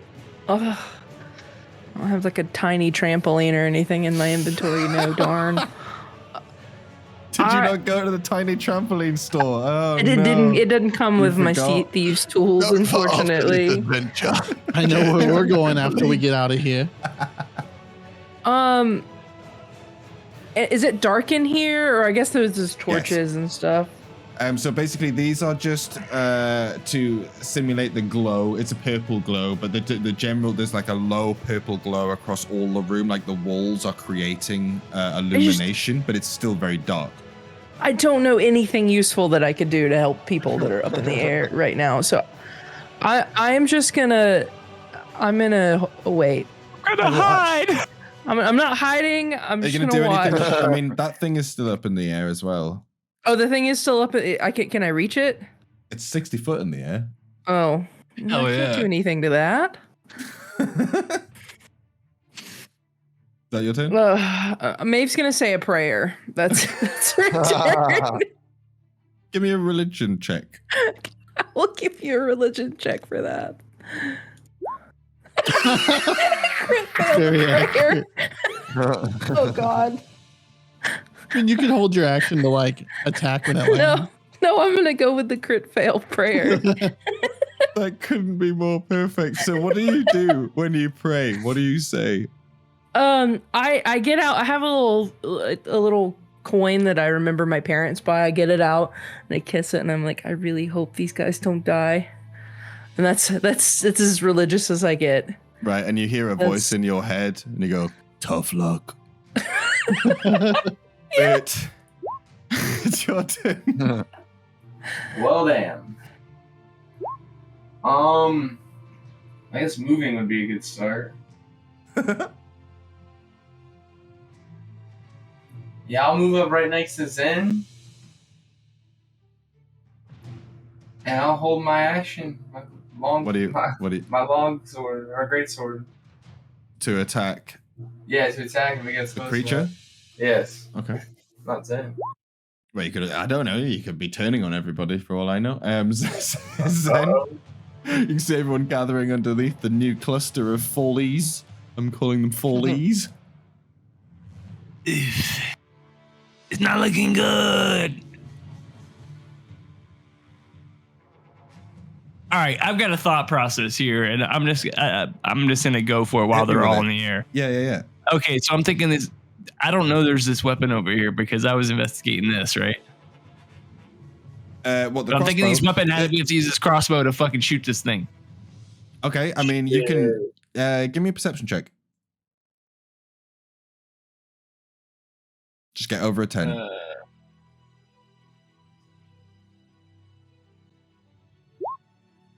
Oh. You don't know the crossbow's there. Sorry.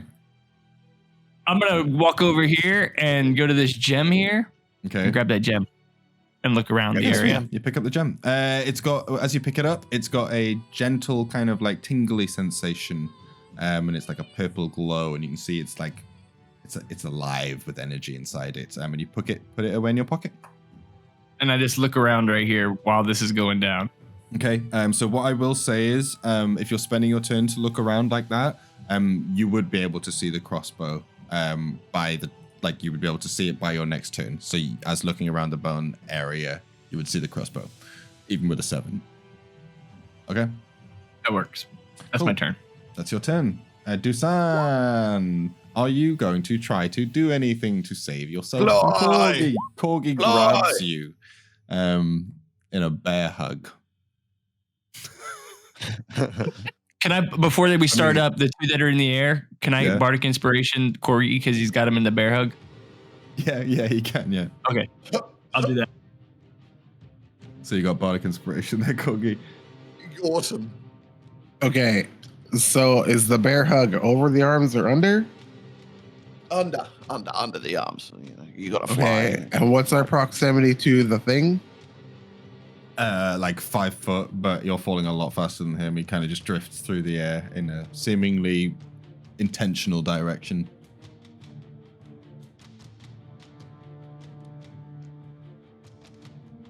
Oh yeah, we're fucked. Yeah, that's it. That's it. Okay. Yeah, I'm just gonna remind him that we are fucked. You fall to the floor. So is anyone trying to catch? I know Donkey is. Well, no, Fink was too. And Fink as well. Okay, cool. Can you give me a acrobatics check, please, Fink? Sure. Make it a good one, please. Acrobatics or athletics? Athletics, sorry.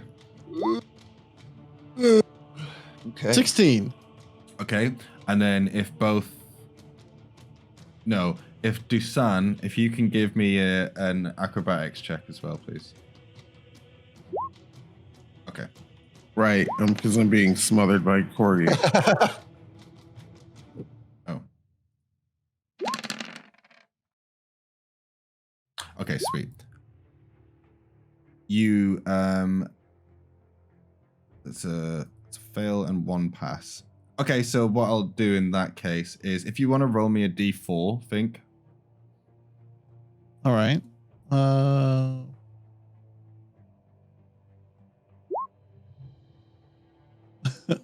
I guess that doesn't work. What do you get? What's the command for it? Oh, It's a top left. Just roll 1 the d4. dice thing, yeah. 1. Okay, sweet. So, Was that a good one or a bad one? that's a bad one. So, you take 1 damage, Fink, as they land on you. DUSAN, you take half of that damage. So that's going to be 8. So you take 8 bludgeoning damage, DUSAN, as you both plummet to the ground and basically land on top of Fink and Donkey. Donkey manages to basically be agile enough to squirrel out the way. He doesn't actually catch you, but You try. You realize that you landed on top of Korgi, and Korgi is knocked out. Korgi? This is the part where I leave and you deal with my unconscious ass. So thanks, guys. I love you. I'll talk to you soon. Talk to you soon, man. Appreciate you coming as well. Put See you next your time. back in the fucking ball, Korgi. Bye, guys. Okay, so yeah, I'm gonna say that he is. It looks like he knocked his head on the ground and he's unconscious. He doesn't look like he took any fatal wounds, but he definitely conked his head. He's probably gonna have a concussion. I think we killed Korgi. That is your turn, DUSAN. It's still your go. Oh. So you're prone on the ground now. I guess I'll use my movement wrapped in an unconscious Korgi's arms. I want to try to get out from underneath Korgi and get back up. His arms flop to the side like a gorilla. Fink's gonna help him up. And then how much of my movement is that going to use? half. Okay. And So now you're still within range from this. Oh, no, you're not. It's 60 foot in the air. Sorry, ignore me. It is still in the same place, but it's 60 foot in the air. Okay, runaway time. I'm gonna go to over there. Point it up. Yeah, there you go. Yeah. Okay. Wait, now DUSAN's running away? Is that your turn? Yeah. Okay, it's the creature's turn. So he gets to roll. Does not get his thing back. Turns his head towards you, FINK. Give me a DC. Give me a wisdom saving throw. As you hear the didgeridoo noises coming from its mouth. Perfect. You saw what MAEVE did before, and you kind of like clamped down your ears, and you just and it gets really angry. I can't hear you. I can't hear you. Nothing happens. And that's when it starts, in anger, starts moving quickly down the pillar. It doesn't, unfortunately, make it all the way down, though. It gets to the bottom of... Actually, because it slow falls. Yeah, no, it'll crawl. So it crawls down the pillar, and it's basically in the same place it was before. So it's 5 foot off the ground on the pillar, just above you, basically. And then it's KORGI's turn, but KORGI's unconscious. I am going to say stable because he's not here, but he is unconscious. All right. So FINK, it's your turn. FINK's gonna back away from the group, but in a line of sight of the creature still, and he's going to do another between his shot over his back type shit. If you Where are you land. going to back up to? Let me see here. Now I would say you are in range because I've been saying that you guys are in range when he's at this point. So he would technically get an attack of opportunity on you. Would he? Mm-hmm. He didn't on DUSAN because he hadn't dropped yet. But now that he's dropped back down to his position, he would swing for you as you left. I'm going to take the chance and still try to move away from him 25 feet. Got it. Okay, sweet. So he's going to swing for you. You just see as his long, lanky kind of arms with the bulbous fingers swing out in a fist towards you. Don't touch me. And that is a 9, 10, 15 to hit. Yep, doesn't hit. Duck out of the way. Sweet. Move past MAEVE. Is your AC 15? Yeah. It meets it, beats it. Oh, I thought you said it was a 9. Oh, okay, I gotcha. No, 9 plus his 6. Oh, plus his 6. Okay. Yeah, he's got 6 plus 6. How much damage? So he does 10 bludgeoning damage as you just feel this large, almost like a brick just lands in your back as you're trying to run away. You just feel like a bone crack. You do get away, but it hurt bad. He's playing it off like it didn't get affected, but he's crying. He's got tears in his eyes. That didn't hurt. He's gonna line up his shot still and try to hit the mask. Do it. Fire away. Here we go. Between the legs. Fuck. Ooh. Just shatters off the side of the brick. You see as a little chip of ethereal brick just goes off the wall, and you hear a clank off in the distance. It's disappeared. I meant to do that. Darkness. Okay, MAEVE, it's your turn. Unless you have something else you want to do, I think that's everything. Sorry. It's still up in the air. Yes. Oh, no, it's now come down, but it's 5 foot off the ground on the pillar. So you could reach it if you stepped forwards onto KORGI's body. Or around KORGI's body. Can I do parkour, do a step on the wall to kind of boost myself up and try to slash at it with my knife? Yes. If you stood in any position here, I would even allow you to stand on KORGI's body if you would like to, but he is unconscious. But yeah, you just need to stand anywhere within that position. And okay, so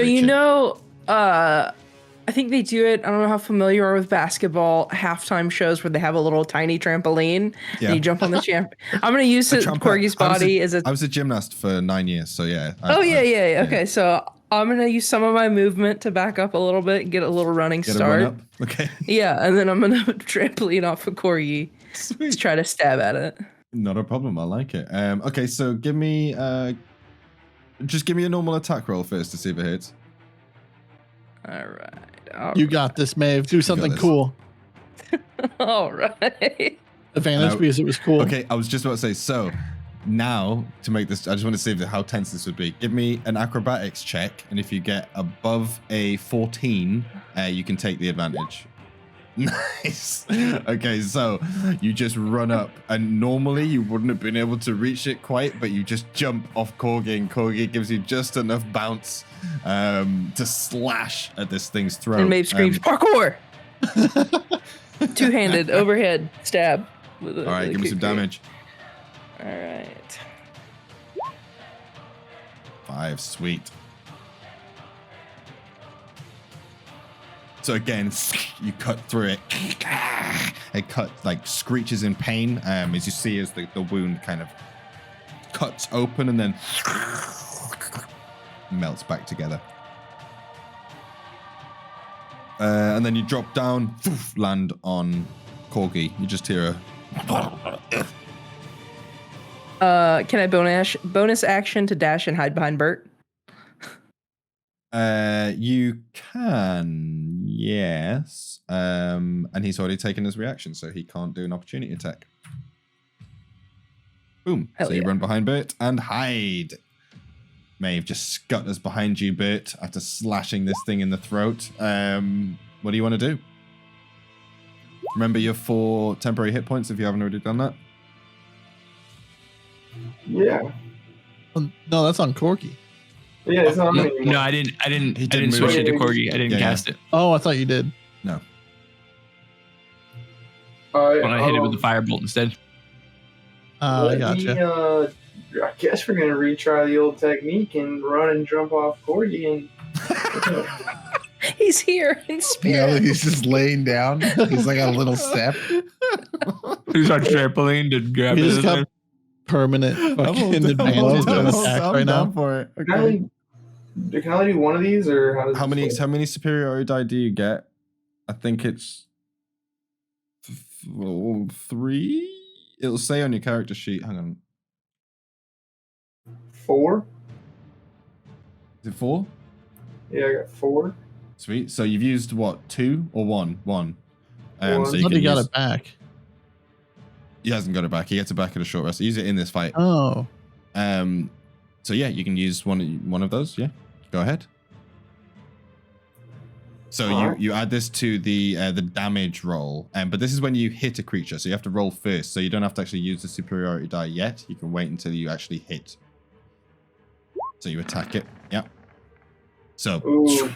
swing low. You bounce off Korgi, and it just you misjudge his shape a little bit, and you kind of catch his belt with your foot, and you swing up, but you don't get quite enough height to reach up where the thing is.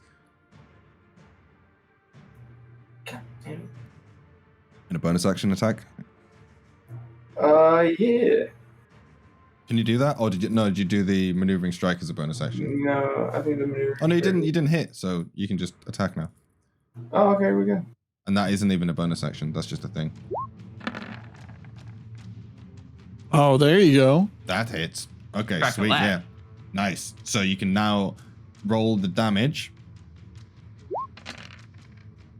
So 13, and then plus your superiority die. So you roll your superiority die.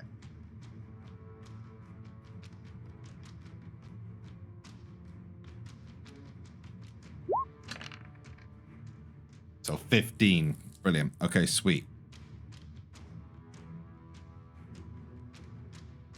Fuck him up, Bert.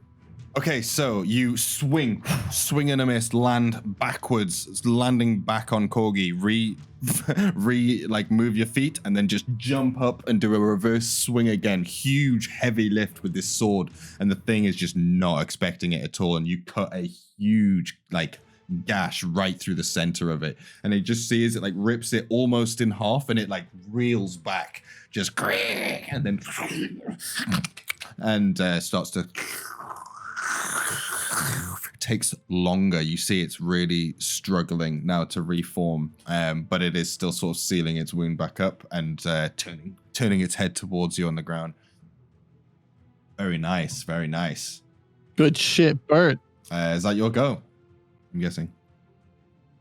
What's up? Is that your go? You Yeah, stay there? Can I move anymore? You moved. Yes, you could move some more. You moved only. What was it? 5, 10, 15 to get up there. So. All right, I'm moving back next to me. I'm just trying to get out of the distance of the attack. Okay, So. there you go. Zen, you see them all just like doing this, you know, in and out, bob and weave, jumping on KORGI and attacking. Wait, I just left KORGI. I feel so bad now. All right, Zen's he's gonna go ahead and cast Healing Word onto DUSAN. Great. You hear a little trill. And So it's 1d4 plus 4. So you roll Do I that. have to roll that? Yeah. Well, I would say you That's would fine. roll that, but So yeah. 6. So 6? Yeah. Sweet. And you, as you hear this sound, DUSAN, it's like it's you know, it's kind of like tinnitus. You know what I mean? You just hear like a ringing specifically in your ear, like he's keyed this to like tuned to you, and you just hear it, and you turn over, and you just get this like shiver down your spine, and it just makes you feel really good, and you just get like a little wink from him across the room. And then I'm gonna move over here towards FINK, and I'm gonna say, "Hey FINK, I need some arrows. Wait, why do you need arrows? I got these." And I show him the crossbow. Oh yeah. So okay. So you pick up the crossbow. Oh, okay, sweet. So as you pick it up, you see that this is well, when you pick it up, the room. Okay, so it's not a case of like you see like more, but you do notice there is a shift in the light as when you pick up the crossbow and you're holding it in your hand. There's a slight shift in the light, like everything's just a slight bit brighter. It's not like it's actually making it brighter, just everything looks a little bit crisper. You just notice that, but the weapon itself looks really nicely made. It's perfectly carved. It's got these little ridges on it. It's like made out of this dark sort of oak wood and black metal, gun black. Yeah, so I go, I got this. Give me some arrows. Yeah, I'll give you this hand crossbow. It's already got one loaded. I'll trade you the loaded one for that unloaded one. You're not that smart, Fink. Give me some arrows. Fink's actually pretty smart, but yeah, I'll go. You can have some bolts. And that's my turn. Okay, sweet. So you actually you now have you can write in I would put in it's a crossbow. It's a +1 crossbow. And you also you can see through magical and non-magical darkness while holding this book. All right. Very cool. It's called Gloam Spite, but you wouldn't know that right now. But you can put it down as Gloam Spite, I guess. But the character wouldn't know what that is. I mean, what would he call it though? What would Zen call it? I'm gonna call it Gloam Spike. Yeah. Whoa, dude! Holy That's a pretty shit, good name. I'm gonna name it Gloam Spike.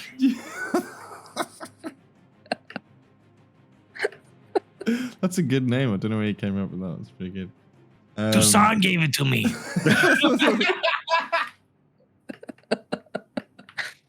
When I was looking at him in his eyes from across the room, he's like, "You need to name it Gloam Spike." You need to metagame it. It's your go, DUSAN. All right. I'm gonna, because I don't want to do the whole. I'm done with falling RP. It's been nice. I think I got all of my experience out of it. I'm gonna go for it's kind of my number one don't do in D&D roleplay is I'm going to throw a dagger. Okay, dagger. Yeah. Yeah, I'm just going to throw one dagger at the motherfucker. I'm aiming for, I think we established the mask is an important thing to try to attack. I'm aiming for that, very super specific. You want me to do it? Yeah. Roll me a dex. Right. Oh, dexterity first, sorry.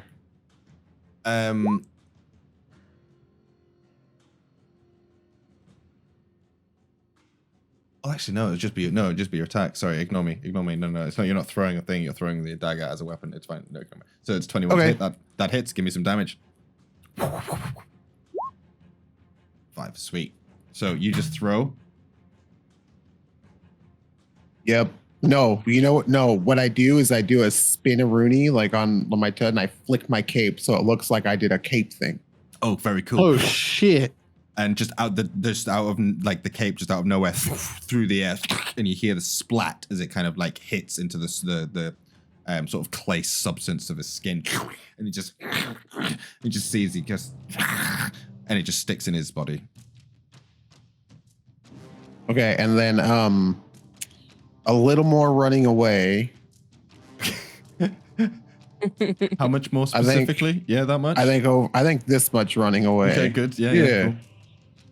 That's a wall, by the way. So there's like a pillar, and that was where the doorway was. Right. Yeah. Right. Well, then I want to do this much running away. Well, I could do a lot more running away than that. Holy shit. I'm going to maximize. So you could, yeah. Yeah. I'm going to maximize my running away here. Just get as far away from that thing as possible. Yeah. Okay, I'm cool. Cool. I like that. Hey, we're changing our name to the Runners. Okay, so it's the creature's turn. Oh no. He crawls down and towards you, Maeve. Should have run away more. And then starts to swing. He's just gonna swing with his fists.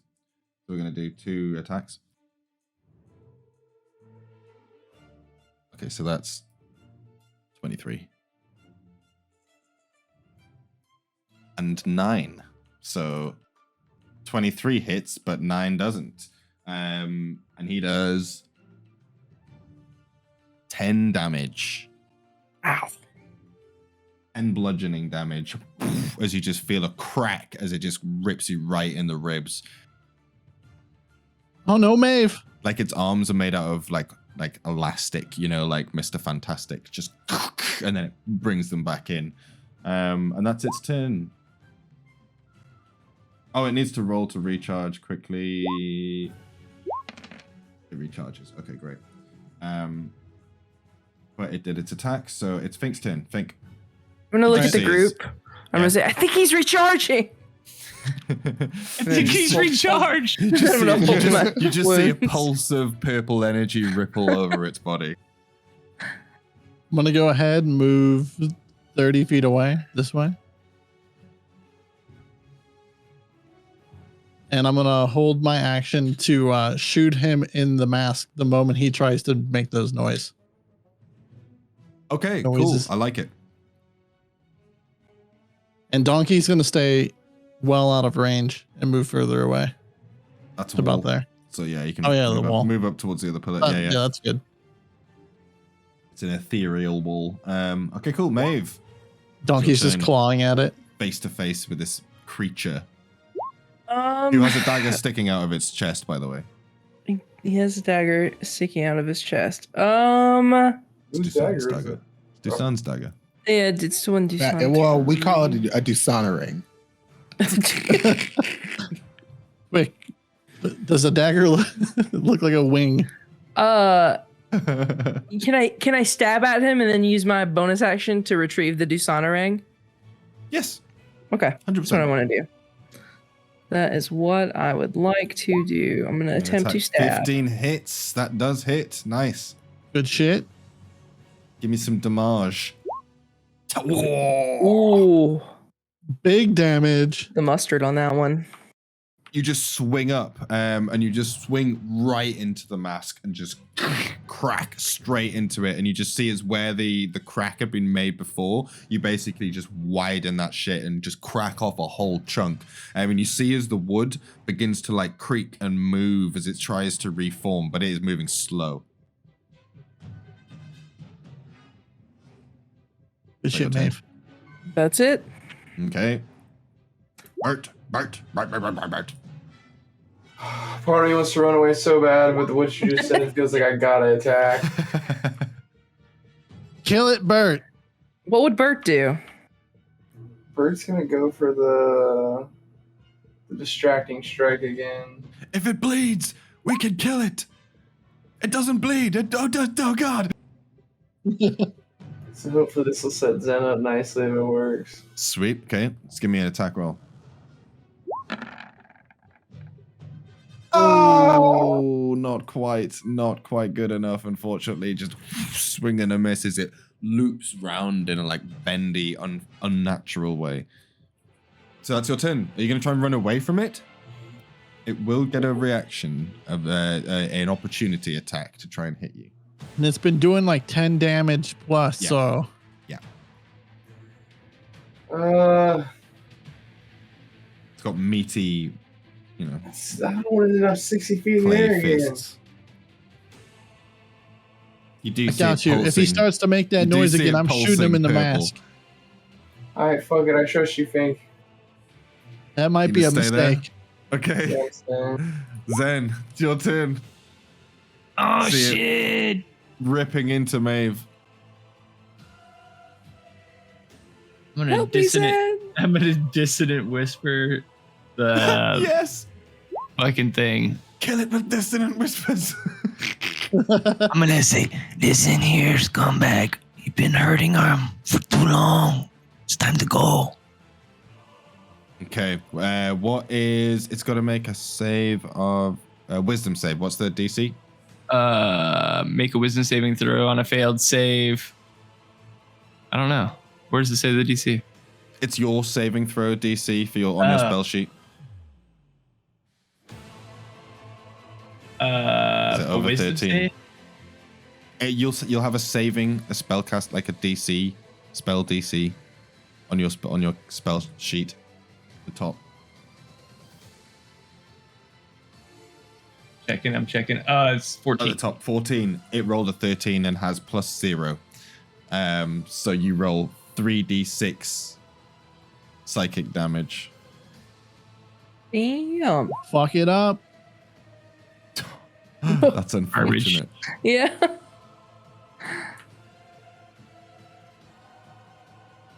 So you just all hear these odd, like out of sync tones in the rhythm that he's playing, dong dong, and then he starts to whisper some things that you can't quite hear what he's saying. But it seems that you see the portal be shake its head.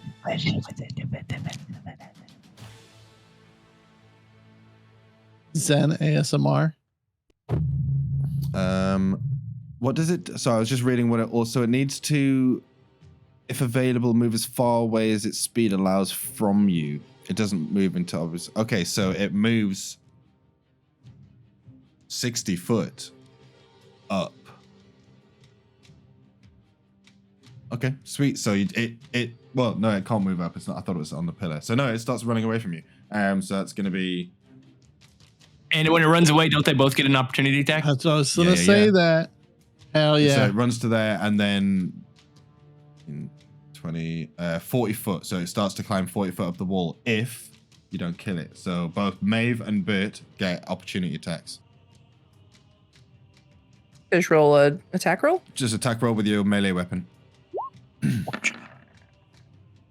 10 and a 22. 10 does not hit, Bert. unfortunately. 22 does. Give me some damage, Bert. Big damage, baby. Big damage, baby. 8. Let's go.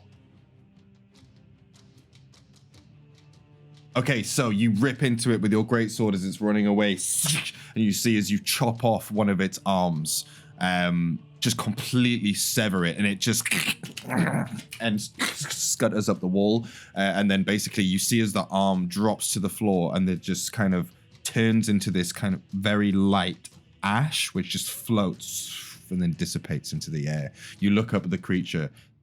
Its arm is like, you see as like the shape of like the stub starts to like move as is it like moving out to create an arm, but it's not really doing it. There's like a small, you see like a tiny tendril start to like creep out, but it's not reforming a full arm. Good shit. Okay, is that your goes then? And then I'm gonna move here. Boom. Yeah, there. Skip. Fantastic. DUSAN, it's your turn. See it skitter up the wall one last time, and it's only got one arm.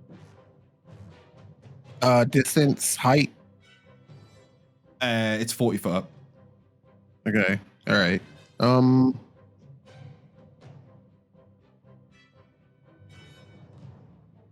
right. This is what I think. This is what I think DUSAN would do. Is we're gonna move. Yeah. We're gonna move here next to Zen, and I'm gonna sit down. Okay. Yep.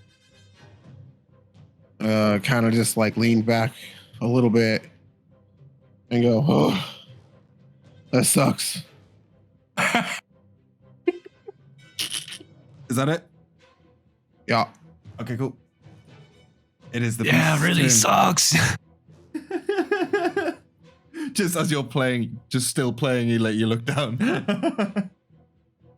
Look, one time he just stayed at the door and was like, nah. Nah. It's getting better. Okay, so you just see as he's like on his last legs, well, he's got one arm, and he doesn't seem to be regenerating it at all. And he just kind of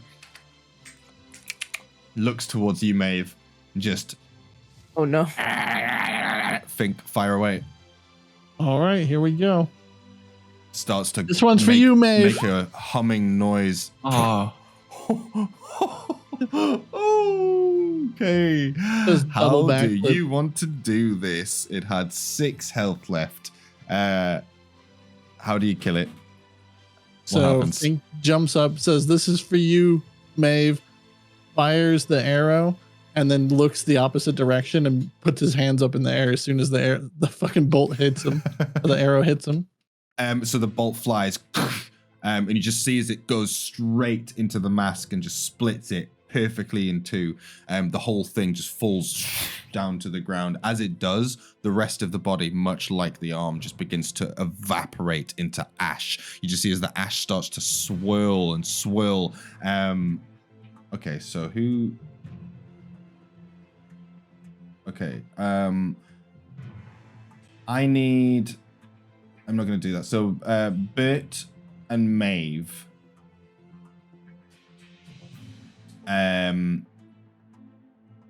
Both roll me a d20. Oh no! First- I first don't of like all, when I. This is a decider. Alright. Oh. Nat 20 for Maeve. Okay. BERT. I need you... Hang on a second. I need you to make a Constitution saving throw.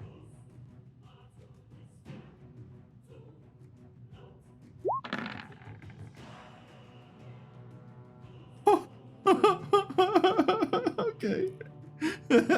You needed to hit a 14. Oh gosh. So, as this ash begins to swirl and evaporate, clunk, clunk, you see the two halves of the mask land on the cold stone floor. The ash spins into like a cloud in the air, like a moving cloud, like it's got a mind of its own, and it starts flying directly towards BERT. BERT, you just turn as it comes towards you, and it hits you in the face, and you can feel it like reaching down your throat, and then you just hear some crackling of energy as the orb begins to crackle. And you see as the ash is pulled like gravity out of your mouth and into the orb as you see it, and the orb just kind of absorbs the whole thing. There's a very gentle glow, and then whoop, whoop, whoop, the orb just kind of pulses very, very gently. And we are out of combat. Oh my fucking god, we did it, guys. Hey, And we're you will pretty level fucking cool. Yeah, we leveled up, and I want to check this pile of bones right here. Yeah, Fink's gonna Elixir. investigate this pile of bones over here. I'm gonna just sit here and let my legs really hurt. And Yeah, count of the thing. Maeve sits down and like leans against a pillar or something. leans against KORGI's belly. Yeah, you know that I don't know if you guys are totally familiar, but there's like this video of this World War I soldier just completely by himself. He leans up against a pillar and then slides down, and as the camera pulls out, you just see like a sea of bodies. That's kind of like the thing that we're doing. Oh shit. Fucking Diddy. So you find yourselves once again in the cold, dark, clammy room. Now you do see the orb has its like runes lightly glowing, it's almost like you it's in a very similar position to the way that you first found it on a different altar. But not floating. It's like slotted in place. So, what would you like to do? I definitely want to look at this pile of bones right here. I'm doing the same with the These opposite ones? pile. And these ones? Yeah, okay, sweet. Both investigation checks, please.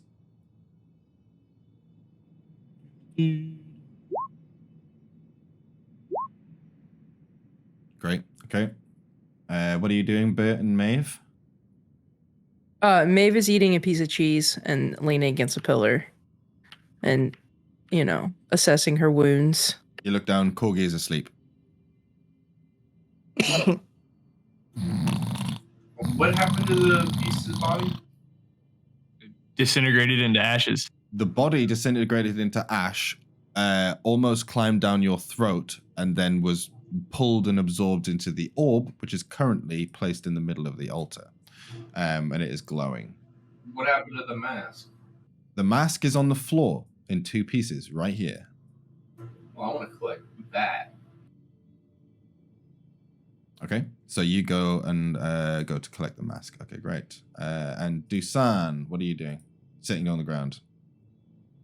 I mean, just that, right? Just like I took so much damage. If I wasn't healed, I would have died. My shins fucking hurt. I fall a whole bunch. I'm just like, fuck it. I use every gadget I have except for one thing. I'm spent. Hey, the good news, I'm learning how to play this thing, DUSAN. What, D&D? Oh, you were talking character. Yeah. As you sit there as well, DUSAN, it's just this whole place is like it's very difficult to relax in this space. There's just an unnerving sense about this whole chamber that you're in. Wait, but I have a you monologue try for your that. best. Okay, go. Hold on, I have to make it come up on my phone again because I don't memorize all these. Wait a minute.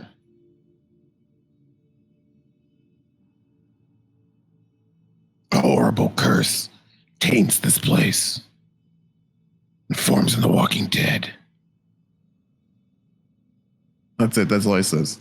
Perfect. It's not much of a Deep. monologue. He just cuts a line. I look over to DUSAN and nod. I'm going to start writing some of these lines down, DUSAN. I'm going to put them in my songs. Oh, they would make really, really good songs. All right, I could role play this out. Okay, so DUSAN's going to sit, like his legs crossed and his hands on his knees, and he's just gonna sit with his eyes closed and be real super calm. But then in his brain, right, he's like thinking about the eons and eons of time that have passed, right, and about like string theory. Okay. Oh shit. And he's like super hard focused. He's ascending on like time and reality and what that means and the inner energy that creates everything. And then like he's like, oh fuck, dog, I could feel that. Oh fuck, dog, I could feel that shit in my fists. And he's thinking like, what is he gonna call the energy? What creates all of the things, right? And he's like, I'm gonna call it key energy. I'm gonna call it key energy.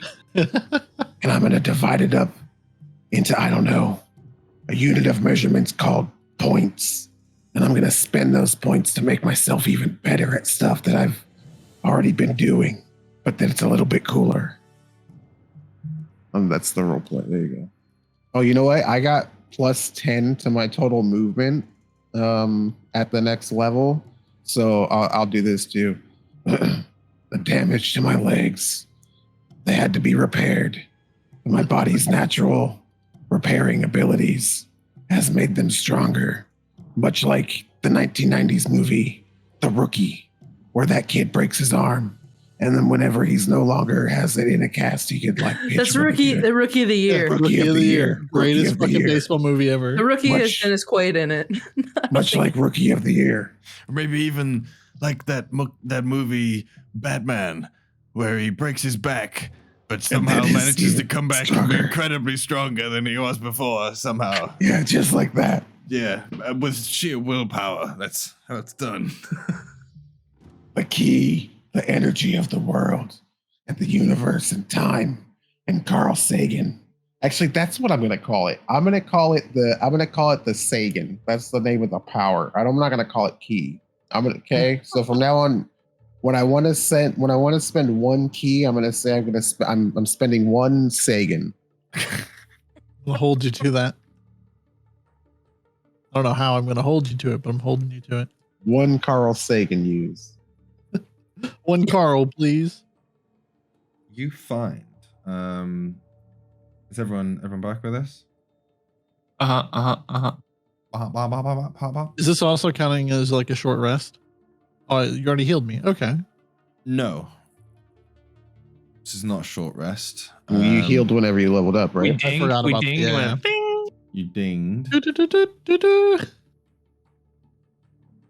So everyone's fully healed apart from KORGI, who is Oh, unconscious. got this and sprout snoring. icon above my head. What's the sprout icon mean? Where's that? I don't see that. Never mind. What? A Final Fantasy thing. Oh, okay. Yeah, you're a noob. Okay, so who is searching? Oh, so FINK, the one over there. You see, this is the bones themselves are very old and wasting away. You do, however, see on the finger of one of these, one of the hands, which is half like buried in the ground, there is a ring.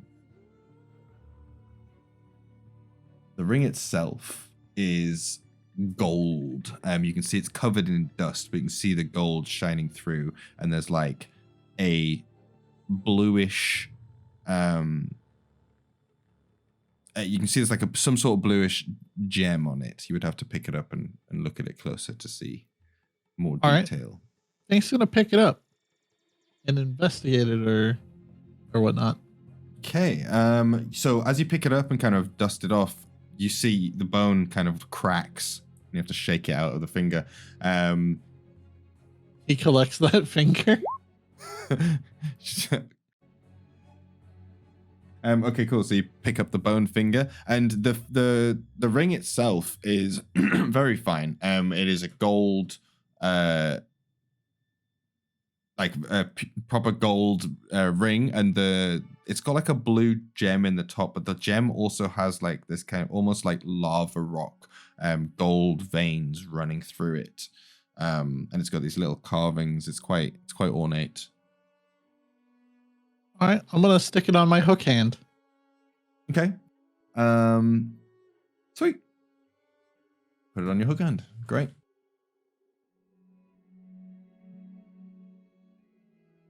And then Zen. So Zen, you see this is also quite decrepit. Most of this body is completely gone, apart from the legs, which you can see are the most, still standing piece of this thing. And it seems to have these kind of metal or bronze-looking wraps around the shins of its legs, and they're both just dangling loosely and clanking against the floor. But they do look pretty ornate. Pick them up. Are they like light? Are they heavy? What kind of armor is this? Like, they feel very light. They are. Sorry, these are on his arms. My apologies. Okay. I do apologize. These were on his arms. These look like braces. All right. I'll just pick them up. Cool. They do look very, very fancy, and obviously anything in here seems to be very old.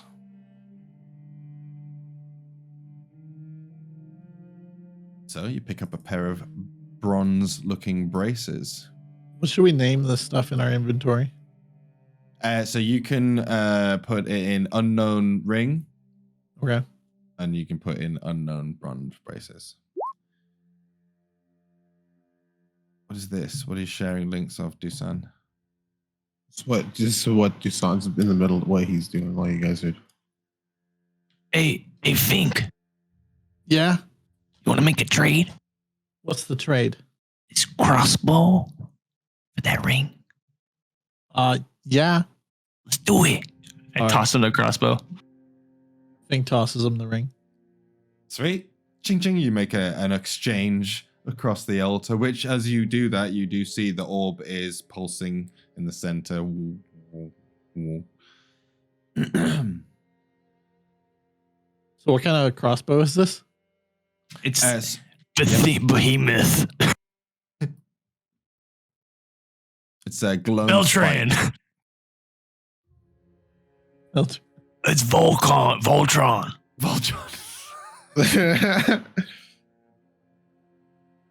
Belsador. Is it something I can find in like the little item thing, or do I have to just type it in?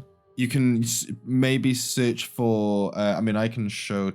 I need to just do this. Hang on.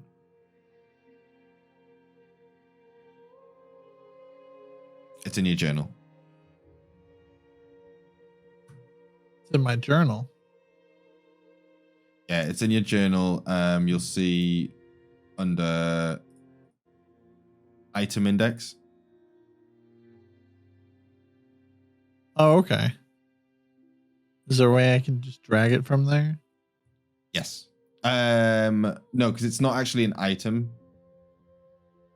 Okay. Do you know what I mean? Because it's just a +1 crossbow, but it also, when you're holding it, you can see through magical and non-magical darkness. Yeah.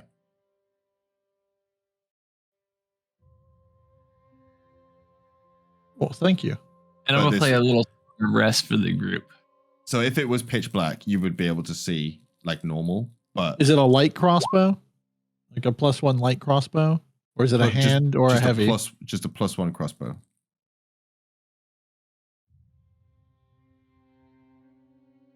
What did I say? It's oh shit! I don't need to play a song of rest. We've all fucking leveled up. Just kidding. Just play us something nice though, right? I'm playing something nice here, guys. Relax a minute. Song of vibes. Here's a song about us kicking a leaping creature's ass. It could jump so high, but the song could jump higher. It could jump so high, but BERT could jump higher. It knocked KORGI out, but it couldn't take FINK. May stabbed it in the eye, and DUSAN ran away, but BERT took it out with a mighty swing. Yeah, oh yeah. When he ran away, his cape still fluttered. Don't worry, he still looked muttered. We're gonna get crazy in this dungeon today. Hey, hey. And the acoustics are terrible in this place. The sound just gets absorbed by the stone and the empty space and the void.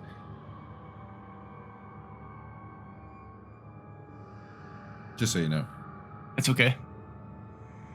I tried. It's not the grandest opera house or anything. You know, we're in the middle of a stone dungeon here, so just take it for what it is. And also, while so you guys are having a short rest for an hour in here. Yeah. Okay, so you're gonna chill out in for an hour in here and take a short rest. So that's fine. However, What do we just get to back on short rest? so you can use hit die. Some people are short rest people. So, for example, Bert can now use his second wind again, etc. When we leveled up, did we get all our spells back and everything? Not when you level up, no. Okay. But on a short rest? Some people get spells on a short rest. Some people get spells on a long rest. I need to figure it out. It'll say depending on your stuff. So, I think bards are short rest. Okay. Mainly, I think they're short rest stuff. But yeah, so essentially you can expend your hit die, which is essentially you roll your hit die and add the health points. Oh, we're good there. Your thing. I guess I need to do that, but it put me to 27 when we leveled up, so I would just go back to like 11. It's fine. No, everybody can just. Okay. I'll just let it's fine. Everybody's relaxing here, well, kind of. But what I was going to say is, it's for while he's playing the song and it does alleviate it. It is again unnerving in this building. Like it just feels uncomfortable to your core. It's kind of cold, but also clammy, and just like you're feeling like you're being watched. You know what I mean? It's just weird, even though there's nobody there. Hey, while we're all just sitting there, I'm gonna get up and take the gem that I picked up and try put it in the place of where the gem cracked. Okay. Oh no, we're not gonna be short resting here for long, guys. Zen's on the move. Hold on. I picked up the mask, right? Yes. So yeah, you pick up 2 halves of the mask, and it feels like wood. It's like dark wood, and it's like a tribal-ish type of mask. So do we think anything's gonna happen if I put the pieces together? Try it out. I could take a look at it. Maybe, I don't know. Investigate it. Yeah, I want to investigate it. Okay. Well, how are you investigating it? I don't know. I just want to make sure it ain't gonna fucking attack us. Kung Fu. Kung Fu. In what way are you going to investigate it? All right, I'm gonna attempt to put it back together. Okay. So, you place the 2 halves of the mask together and take them apart. Nothing. Doesn't seem to happen. Nothing happens. Beautiful. I might have some glue. You can like super glue that back together and like put it on your belt. I'm trying to wear it. So you pick up you take the crystal that you found and you slot it in the altar. Yeah, and the other one where the other one was. Yeah. Okay. Sweet. So you I hope you guys are ready. No. Wait, what are we ready for? What I'm gonna do is give me 1 second while I just shift everybody. We gotta figure out how to get out of this room. Last time I put the gem, went to it, it opened the portal door. So hey, I figured we open a portal door and try to get to the next place. Because we're not gonna be getting out of here without trying to move out of here, right? Okay, as long as I don't have to drag KORGI, I'm good. Bert looks stronger than me. Hey, we just put him back in the orb. We could. Quick, Bert, throw KORGI on top of the orb. I choose you, KORGI. Just getting everybody placed. Give me 1 sec.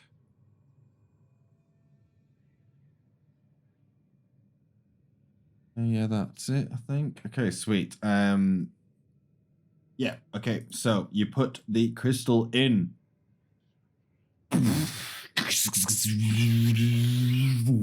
see as the energy starts pulsing through the altar, through the ground, through the symbols, the altar orb starts to power up, and you can see a bunch of the symbols on there are all odd shapes and things. None of them are recognizable to you. Hey, hopefully the first one was the apprentice or the master.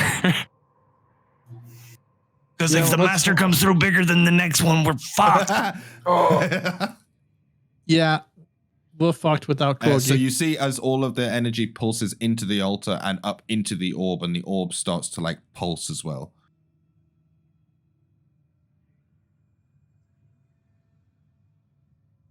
What do you do?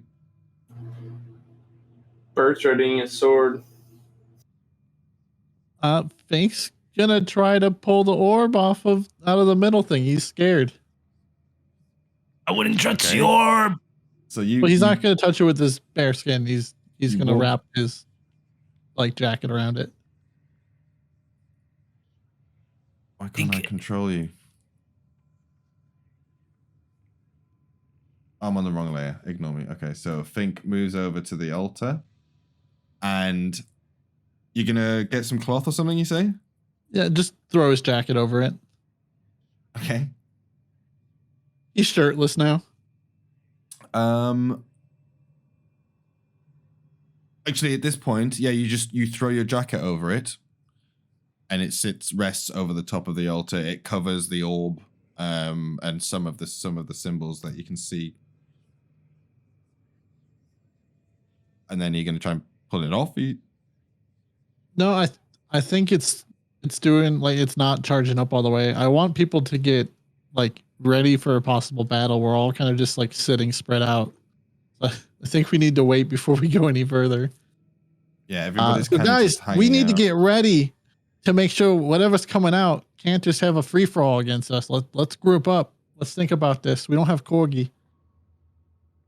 Maeve will get up and dust herself off and put the rest of the cheese in her pocket and kind of walk over like- to the center.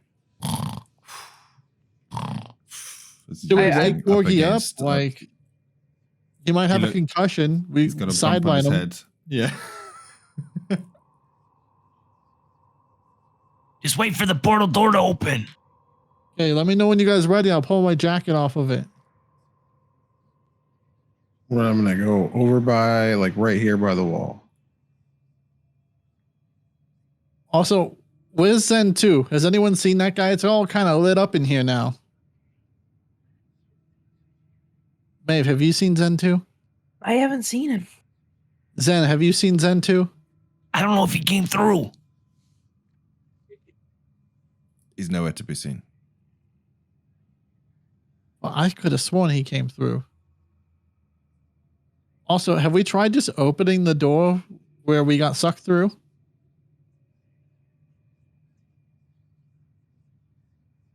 No. What, to go out? I don't.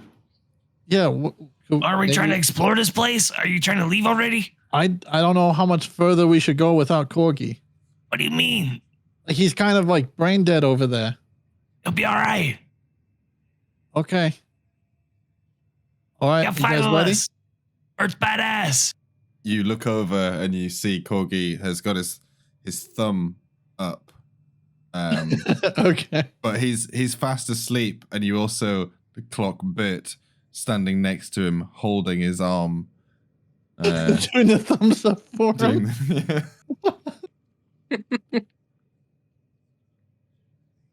Fink just rips the jacket back off and puts it back on. You see that pulsing orb in the middle of the altar. But it seems to be just holding steady. This is just like this pace looks like it's switched on. All right. We did it. We need to figure out where Zentu is.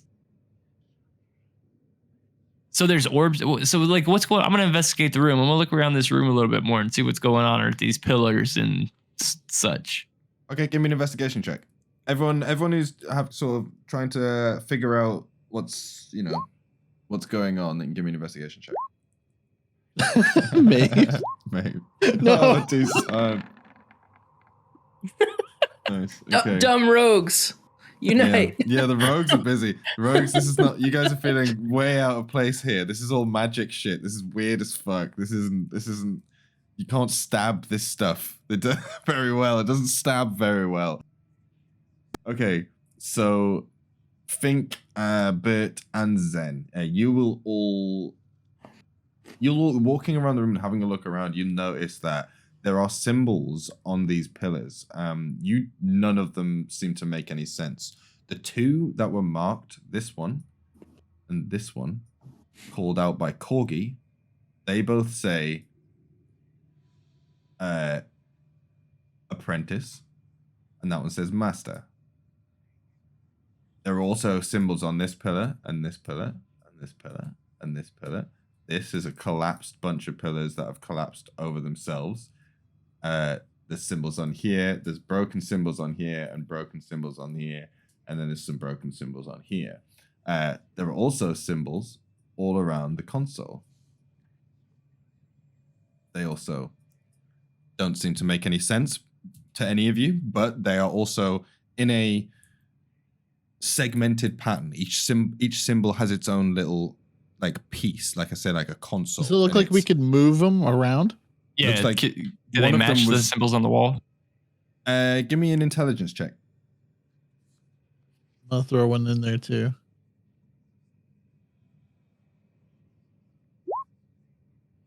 Fuck. What are we intelligence checking? I'm so sorry. The runes, basically, the connection between the runes. Ooh, I want to try. Go ahead.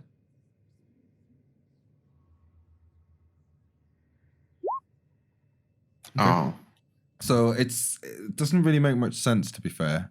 Zen, the closest that you can get is the symbols are not of any language or like written language or anything that you've seen before, but the symbols, while they aren't exactly the same, the symbols on the console are the same writing and the same sort of styling as the ones on the pillars. So it is somehow connected, but it's difficult to ascertain what exactly. What you would know is when you originally placed the orb, there was one button depressed on the console, and that is now it's now flat. Does it look like the symbol for either a master or apprentice? It does not. So the button, I can't push it now because it's flush with it. You could try and push it. You could try and push any of the symbols. I'm going to try push the button. No, don't. Okay, do it. Which one? Press the button. Press it hard. The button, not the one that I noticed before. The one that was already depressed when you put the other crystal in. Yeah. The same monster pops up. I'm freaking. I think that's what's going to happen, guys. You move over to the symbol and you press your hand on it, and you can feel like a tingle in the palm of your hand as you rest it on the altar here. And you press down, and you feel it push down inside, and there's like a click. You see across the room from where this creature appeared, again, there is a gate. Oh shit! You're Press right. the button. Press the button. Press the button. And it begins. If I see a hand, I'll push the button. All right. You see this doorway that has now appeared between these two things right next to you, Bert, is glitching. It does not look stable. Monster.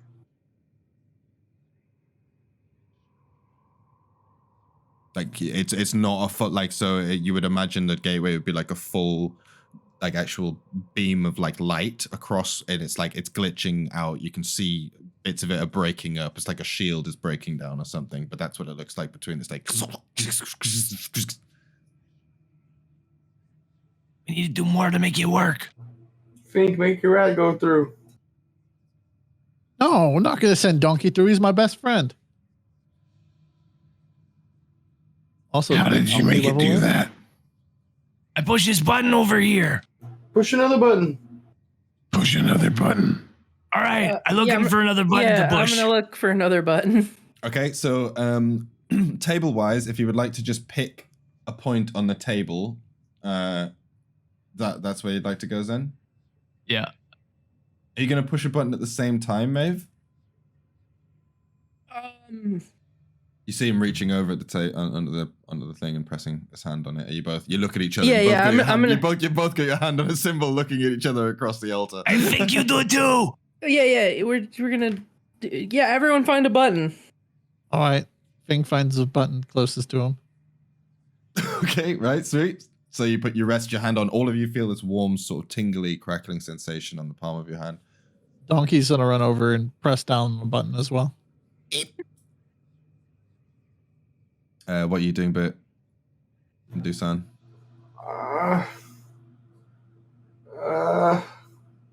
For something to come through that door, Bert. Yeah, I was gonna say, I'm waiting next to KORGI. No, I'm waiting next to KORGI. Sounded like he was doing a cum. What are you doing with KORGI over there, Bert? I'll move DUSAN. You know, yeah, I'll come over here and push a button. Fuck it. We're all pushing buttons. Push a goddamn button. I'm gonna let him think that in this case, you know, this is a strategic plan that everybody's a part of. So you all rest your hand and you can see you're all looking at each other across this thing in a circle. Bert standing off to the side, so kind of sword ready at this, right next to this door frame. And what I'll say is, can I just get, if I can get a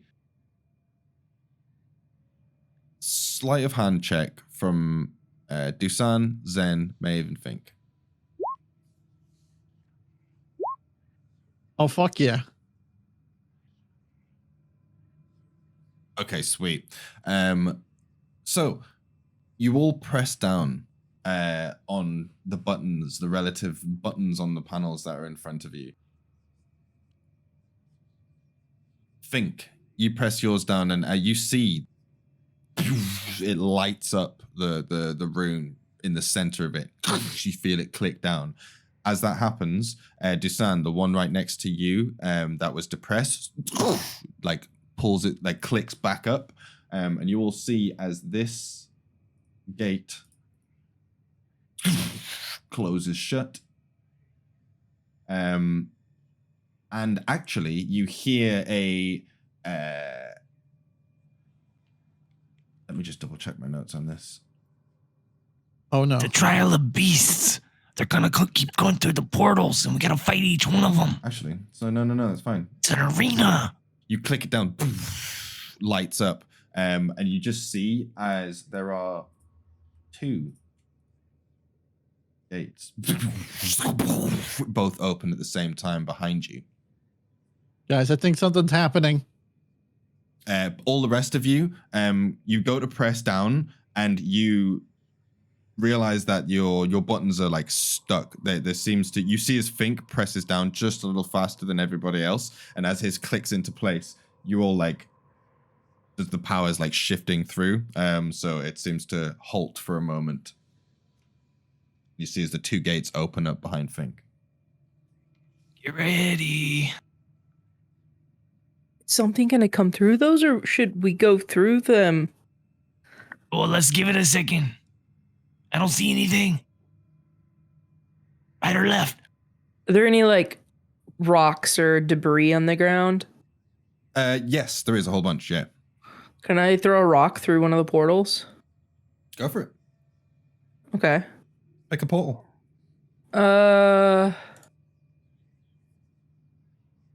This one down here.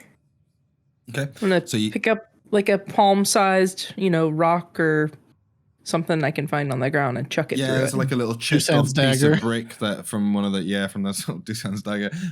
But no, you can find a little chipped off piece of rock like from one of the walls and stuff, and you just chuck it towards the portal, and there's a moment of like a crackle as it hits the portal, as you see the light kind of like crackles at it, but you hear as it hits off some stone, bounces back towards you onto the floor.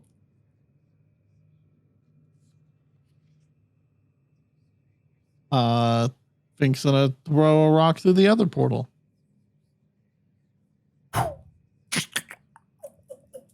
Bounces on the floor again. Like back out here. Yeah. DUSAN, you're smart. Figure this out. If you can't go in one way, that means you probably go in the other way, which means we're not going in. Something else is coming in. Yeah, what he said. I think we need to. What about this rock? In reference to that one. Yeah, what about that crystal looking thing? Yeah, DUSAN points. What to the about this crystal in the blue crystal. rock that's on the ground? I It's don't really know inside- much about on account of I'm a rogue. It's currently plugged into the altar, and as you look down, you can see there are a number of these slots, perfectly shaped for these kind of like crystals to slot into, all around this altar. What if, now hear me out. What if we plug this in, like more, and just make a fuck ton of those, and then we die to a bunch of stuff? Let's try that. I like that one. Maybe we try move the gem to another one of these holes. Do we have more obscure blue rocks filled with a thing for which I can't understand? I don't think so. Just on the It's the off only chance one. that maybe somebody happened to have found one earlier and like put it in their pocket, but has forgotten because it's been like an hour and a half since I No, did that. that was the one that I put right back in there a Oh, it was second that ago. one? Yeah, because the So first one there's blew up two. in my face. Oh, that's right. I forgot. How many I more got holes shards are in my there? face of the blue crystals. I forgot. I'm the one that forgot because it was like an hour ago. It's okay. That's what I'm here for, man. DUSAN, how many holes are there? How many holes were There's there? normally 2. You see 6. Yeah, I see 6, And we according have to the one. GM. So we need roughly like 7 more. Okay. I don't think we're going to be Okay. able to make these. Let's just do it like a USB device to just plug it into each one. Exactly. All right. Do it. Right. Against his better judgment, he's going to start doing it himself, even though he would usually let somebody else do it because it's more dangerous. But at this point, we've done these things enough times and nobody's died that he thinks that he could probably get away with it and still come out looking really cool. DUSAN's 15% finally. All right, here we go. I'm just going to start transporting this until I can find something that works. If I do. Okay, The hold on a sec. transporter. Dun, dun, dun. That music got really creepy. Oh no. Genuinely wish I had let anybody else do this because as soon as I started doing it, the soundtrack changed. Okay, so We could have made basically, Bert do it. you take out the gem. Huh?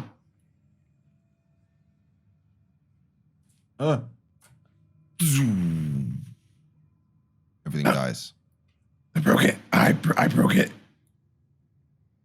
Oh, you got to put it right back in the next spot. Yeah, all right.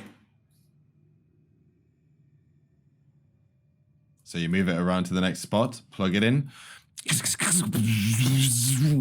see everything power up again. Light fills the room. You guys got this? Did any of the buttons change? I'm still holding mine down. Yeah, if you're still holding it down, then those gates would reopen as you move the gate. As the thing around. Wait, no, we didn't want to do that, Fink. We want a different action. Like we just did that one. All right, let go of the button. Yeah, but the rock's in a different place now. As you No one told me to move my hand. release the button, do you depress the button or you just leave it as like because it's depressed? It's like down. I mean, do you guys want me to press the button, or do you want me to Is just it like a switch? It's like seems like a down up switch, yeah. Fuck you, hit the button. Let's All right, do it. think it's the yeah, button. Yeah. And it lifts, and you see as the light fades from the glyph, and as it does, both the gates disappear. All right, no monsters. Is there any more buttons that have popped up? I think they're all popped up. I think you could just hit one. All right, hit a different button. All right. Fink hits a different button. Just at random? I don't. Which one do you guys want me to hit? The one up above you. I mean, there's 4, right? How many are there? A different one, yeah. Yeah. Okay. Yeah. Hitting the one above me. Okay, sweet. It lights up. All right, no portal. It's a good start. What does that one look like? It looks like a horse.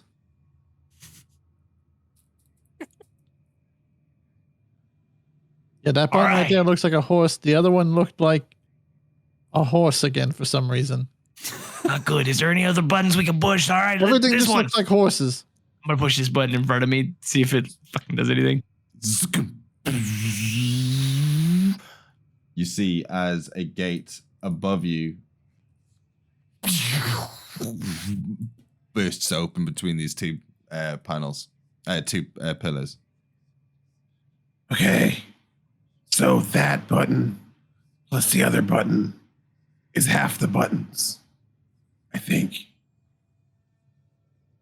Or half the gates. So what if we find the rest of the half of the buttons to do the gates? Did you want me to press the one that opened the 2 gates earlier? Yeah. All right. Fink presses that button down. Okay, so you press that down, and the 2 buttons that DUSAN and Zen press lift up, and you, in reaction to you pressing down your button, Fink, and the light shifts out of the runes from one side of the console and all pours into Fink's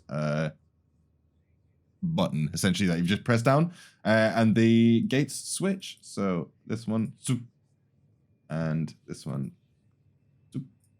Yes. Okay. The center contains the ball, correct? Yes, the orb, which is glowing currently. And all right, so here's 2 buttons. Hold on. We've deduced that there's several places around the altar here that'll contain the gem thing, but ultimately it just powers the whole system. Right. Then, So I think we need to push the buttons at the same time, all of us. 6 buttons in total. Yeah, we've all got 2 arms, right? 2, 4, 6, 8. We got 8 arms. We got this. Okay. All right. We could try what he's suggesting. Let's just all press the button at the same time and count down from 3. All right, so what we'll do is this. We'll go 1, 2, 3, and hit the button after. Don't hit it on 3, hit it after. I'll say hit the button, and then you hit it, all right? Okay. But defeats the point is counting down. Well, just so you're ready.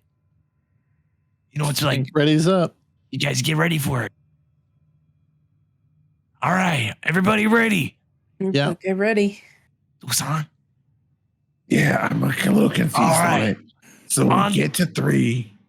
And when I say hit the button, hit the button. Yeah, and then you push it.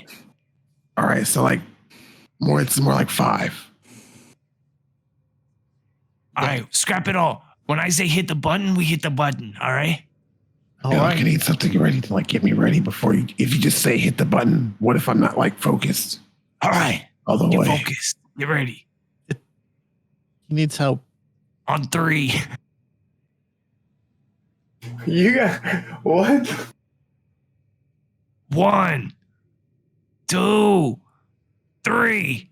Hit the button. Hit the button. Hit the button. Maybe hits Hit the the button button. 3 times. Fink does as well. I'm gonna need all 4 of you to give me a dexterity check.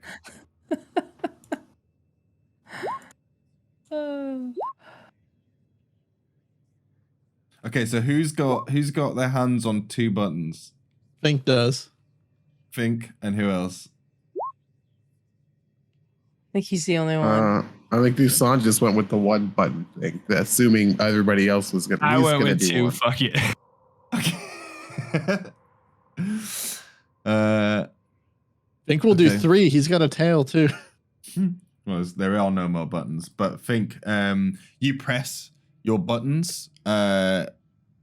Actually, yours are already depressed. So you press your button, and it lifts it up, and these But he gates pressed it 3. He pressed it more than once, so it pressed it down.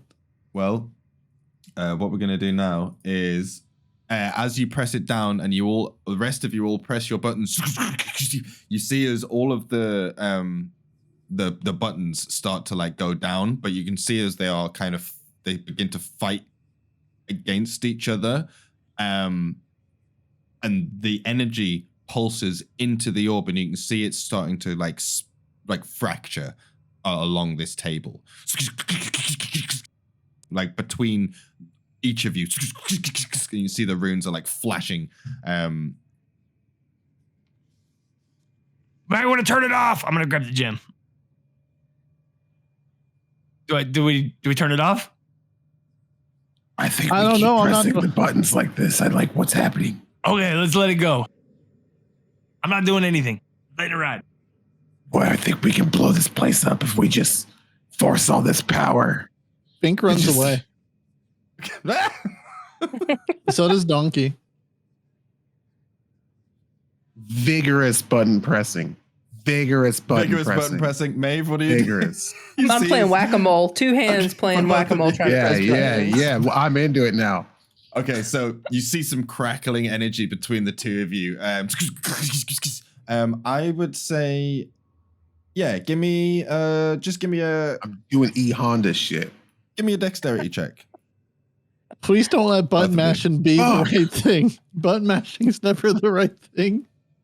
So there's a bit of a back and forth between you, and you can see there's like a pulsing of energy, like rocking around the table between these buttons that you're pressing. Maeve, you at one point managed to click down one of your buttons fully, and you just see as the room lights up in front of you, and the right behind you, between 2 pillars, a gate opens right next to the front door. I knew just hitting it works. Keep going. More.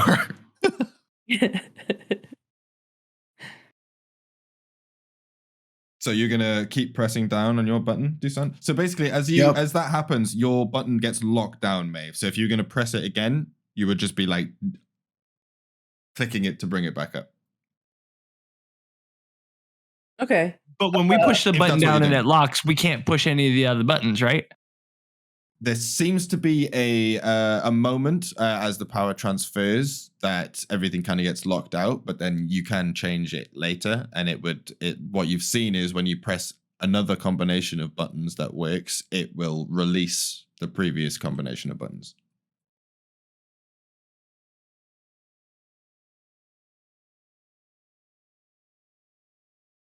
All right, guys, I'm gonna smoke some of this dumb weed that I found from a dealer in the city over here by the pillars. I don't know. Does this Wait. portal that opened up after I pressed my button look different from the ones before? They other than this one over here, which was sorry, hang on. Other than this one over here, which was glitching out. Can you see that? No, I don't know where you're It's clicking. not. It's not showing up for some reason. Hold on. Guys, I think Yeah. we should just have Bert touch the orb. Right? I think that's a good thing. Have Bert touch the orb. Maybe that's the key. Bert, you Right might be there. the key. So basically, the one that was like flickering and kind of glitching out, that one looked odd. The rest of them have all just looked the same, essentially like these like almost like lightsaber white, purple glowing doorways. Fuck it. Do we want to go into one? Well, the DM said something about the one I chose was lucky, so maybe we should push that one down and try to go through one of them. All right, let's do Remember, it. we threw rocks at them and it didn't work. If we could still try it. We can try walk through it. We'll try that one. That's right Bert, there. we need you to walk through this portal over here. Who? You. I think you should send your Yeah, donkey in. Send the donkey. Do you guys understand I value this donkey's life? We don't. He's part of 15%. Bert needs to pay his dues, you know? Maeve just turns towards the open portal and starts slowly walking in that direction. Okay. Maeve, that's not the right portal. We're going to be down here for days if you guys don't make a decision. And then I'm not going to break the plane of it. I'm just going to stick my hand up. Just like close to it. Close to it. Yeah. Cool. Yeah, there's like a crackling sort of almost exciting energy to it, the whole thing. It's like it is wondrous. It's like standing that close to a lightsaber. Do you know what I mean? It's yeah. And I'd put my almost like I'm doing the mime in the box thing with both hands up. Right. I'm gonna put my face really close to it. Let's freaking think out. So he's gonna send Donkey to go through. Donkey, go through. Go through, Donkey. Go. Slaps him on the ass. Donkey runs into the portal.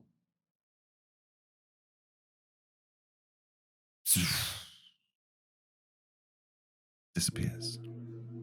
Can Fink sense that he's alive? No. You reach out and you don't sense anything. You can't sense him at all. Oh no. Fink runs and tackles Maeve into the portal with him. Okay, I'm gonna need a athletics check from you, and a athletics or acrobatics check from you, Maeve. Oh goodness. Okay. Just let it happen, Maeve. Fuck. You turn, Fink is running towards you, and you sidestep out the way. Fink straight into the wall, into the fucking thing. You plant into this thing, and light takes over your eyes. You feel a crackling of energy pulse head to toe, and you're surrounded by light, and he disappears into the doorway. Maeve is going to smugly turn around and dust her shoulders off like, okay, that's been taken care of. Stop it. Get in the portal. You can't hear that. That's meta. You can't hear that. All right, so we got a decision to make here. What are you guys doing? DUSAN and Zen? So, what button you guys in? Nah, I'm just... I think we gotta go in, right? He's part of us now. We're like 3 buttholes. This is the 3rd butthole. Damn it. I guess I pick up Korgi and... I'm heading in. Yeah, I don't like you guys at all. I walk in with him. Yeah. Behind him. Yeah, I walk in behind him. Fuck it, we ball. Okay, sweet. You all, so just to save time, I'm going to... By the way, you're all dead. Just gonna say you are all dead. No, you all need to roll a d20 to save your life. Just to save some time, I'm gonna kill the whole party. It was fun, guys. Right. What happens when Korgi doesn't show up? 1 second, I just need to get some music. Music. It's been 37 years. The group stepped into the light. Oh no. Did we just get Izakide? You can all use magic. One by one, you all kind of like burst out of this doorway into another room. However, this room, as you all kind of take a moment, shake, you've got this electric, like tingly feeling all throughout your body. You kind of take in your surroundings. Similar shape in the structure. There is no altar in the center of the room. However, you do see you all notice a few things. Number one, the walls here are fully transparent-ish. Well, they're semi-transparent, but instead of it being just darkness outside, you can see like out. There's like a purplish fog and mist, but as you look through the wall, you can see you're in the wasteland, but really high up. You seem to be at the top, or at least close to the top, as far as you know, of this tower. You look down below you and you can see the floor, the stone floor, while still purple and kind of ethereal, is a lot more solid. And you kind of taking in what you're looking, and you can still see there is a roof above you, but again, it's kind of half transparent, and you can just see the kind of murky sky that you're used to above it. In the center of this space, there is a like shard of dark silver. Well, more like a plane.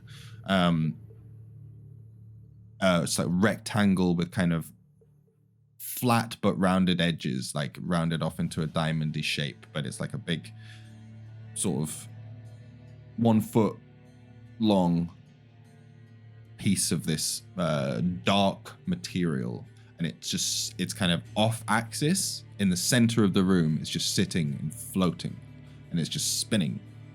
All right, I'm gonna make a thought here with this. I bet that crystal's gonna go in that thing in the middle of that room. As you look at it, it's way too big for that. It's like a foot. She said. Yeah, it's so yeah, it's like, but it's a flat plane, almost like a mirror. But it's black. And as you all kind of look at it, you see from behind it, slowly appearing, a figure emerges. Hopefully it's Zentu. Oh, it's not Zentu. Drifting along the ground, you see a cloaked and caped figure, deep red glowing eyes, and what looks like a beak underneath the hood, drifting around the back of this floating fragment towards you as you all stand in kind of an arced formation in front of this doorway. And you just hear, almost like as if it's kind of echoing from within your own eardrums, a voice. It has been so long. We have been so lonely. Who are you? We're 15%. Yep, 15%. And you are?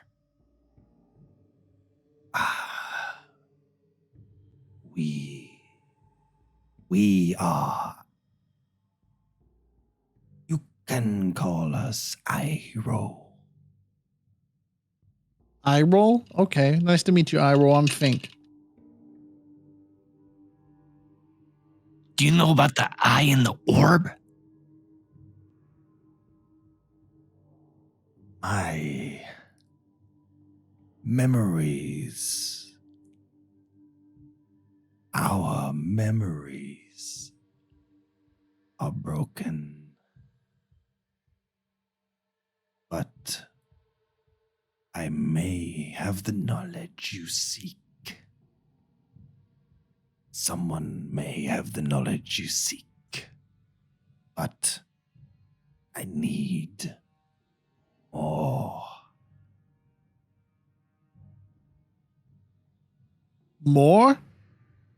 And you see as he kind of like floats across, and as he comes closer to the group and starts like moving across like in front of you, you get a chill as he comes past you, and you can see there's like the bottom of where his cape is like tattered, and it's moving. It's like wispy, and you can't see any feet. It's just like darkness. says, I need more energy, more power. Must restore. How do we get you more power? Is it in the crystals? Yes. That's some energizers. Yes. The crystals, we remember. The crystals. The device. Is the device round? Yes, yes. You think we all could take him? It is a great weapon of power. Dangerous artifact. And also a tool of knowledge. We have been here a long time. We can't remember. But if you are willing, we may be able to show you. And he reaches up and you see a skeleton arm reaching from underneath his cloak. And he reaches out towards you as like a group, offering his arm. Can I insight check to see if this guy just feels just straight up evil? Yeah, give me an insight. I mean, yeah, but guys, I think we should trust this guy. Yeah, I mean, go ahead and grab his hand, Fink. Yeah. All right, Fink grabs his hand. Okay, sweet. Give me a wisdom. Give me a wisdom check. Okay, interesting. Okay, sweet. So he goes. You reach up and grab his hand. Nice to meet you. I'm Fink. You just hear. And all of you see as there is like a dark mist that builds. It kind of plumes out from underneath the cloak. And it looks like it's curling around and wrapping around. And you just see his Fink's eyes just kind of just go, like he just looks off into the sky as if he's in some kind of like trance. Fink, you begin to see very fragmented and jostled images and emotions. You see conflict. You see people getting slaughtered, people trying to defend themselves, shouting odd words, blood everywhere. You see this tower. You see the tower falling from a distance, crumbling to the ground. Oh no, not the tower. A flash. You see the Draskin Tower. Your eyes are like drawn. You see your whole image pull like forwards into the tower, and you rise up through the floors faster and faster. You can't even take in what's happening, and then it all just stops. And you find yourself facing you're like a floating apparition. You're facing this giant, gaping, like swirling vortex. It's not an asshole. It's worse than an asshole. Oh no. And it roars, like it's just Fink let go of the hand. Just black and purple. You are not holding on to anything. Okay. You are floating in this ethereal space in front of this, just unable to move, unable to do anything. And then you feel something. You feel something behind you, watching you, and it burns.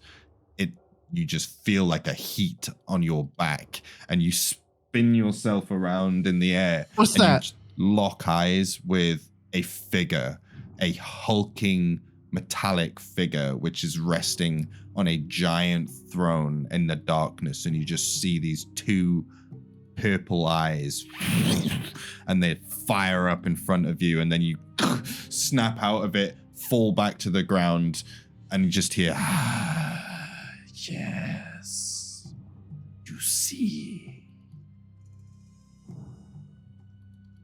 And you will see as Fink falls to the ground, and the dark clouds kind of like pull back in. It all kind of calms. Mecha Godzilla. We don't know what happened, but we were destroyed. If you bring more energy, revive the tower, and with it, our memories will arise. The tower is filled with many secrets, and I will reveal those to you in return.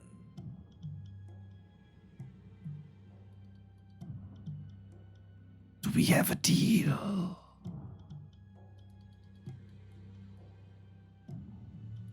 Uh, 15%.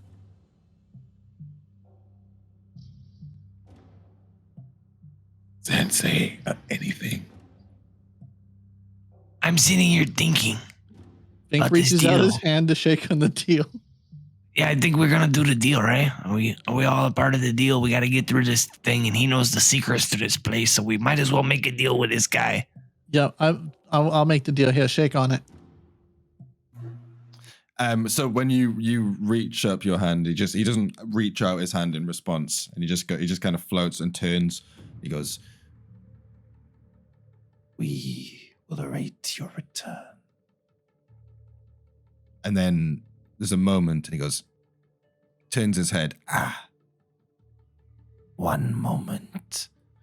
and you see as he moves towards the mirror, and he stares into it for a moment and just stays still. And then you just see him slowly reach his hand up, and the mirror begins to slow and slow and slow until it stops, and it's just facing him.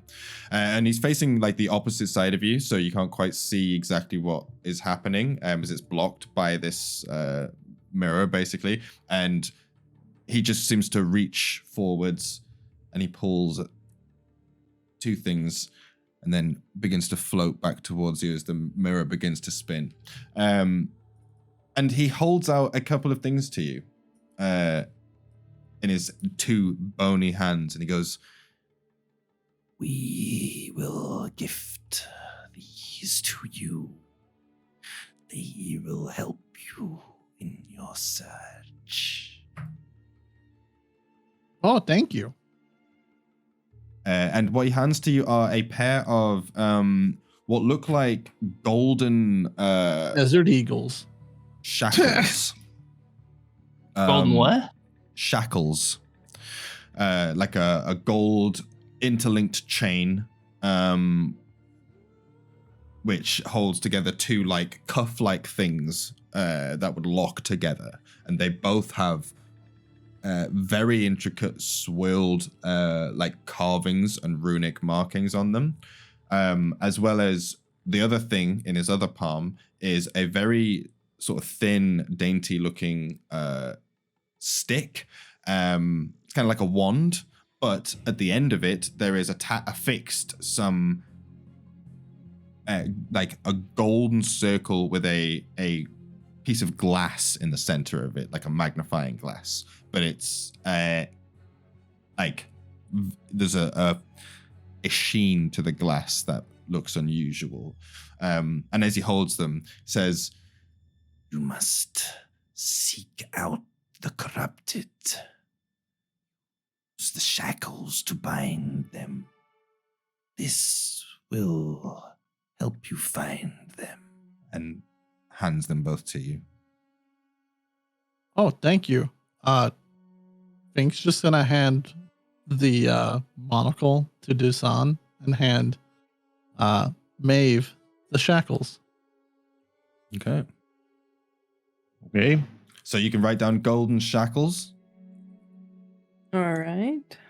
and you can write down, yeah, I mean, golden monocle works for now. That makes sense. Oh, he gave me both of them. No, I gave one to DUSAN and then we Okay. got the DUSAN, shackles. Okay. So do something. You Babe can write gets down the golden monocle. cuffs. Gotcha. Nice move, Fink. Nice. Yeah, she seems like she would like to put cuffs on things, and she's rolls good. She rolls real good. So Look through that; it will reveal the corruption. you know It's what I like mean? the portal room. What do we got to do down there? What do we do in the portal room?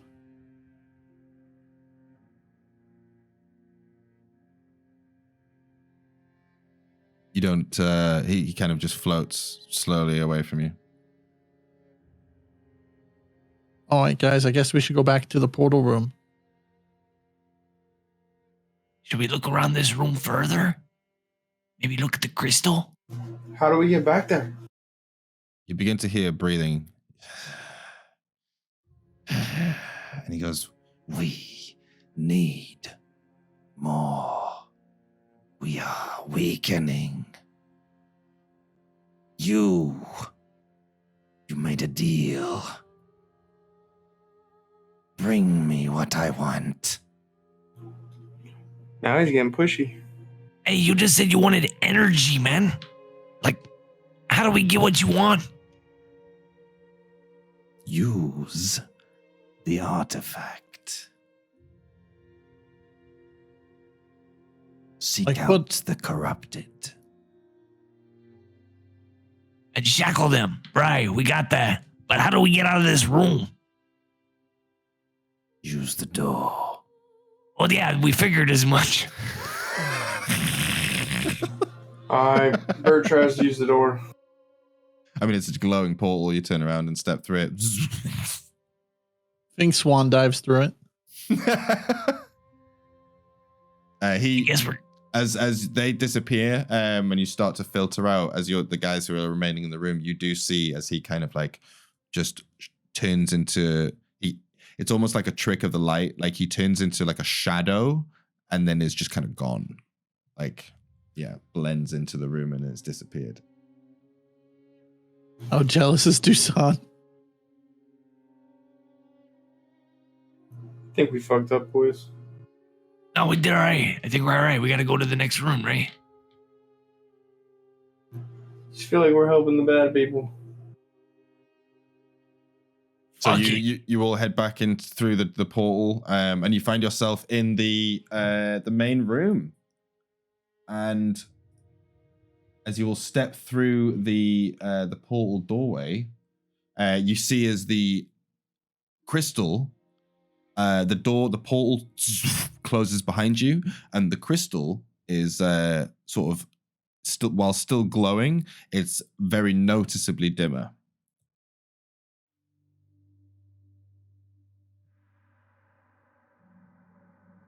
Fink Gotta goes look and through collects the thing. Say that Fink's again? gonna collect the crystal after they Okay. all come out of the portal. One by one, they all come out and take out the crystal. Boom. Everything dies down. Lights go dim.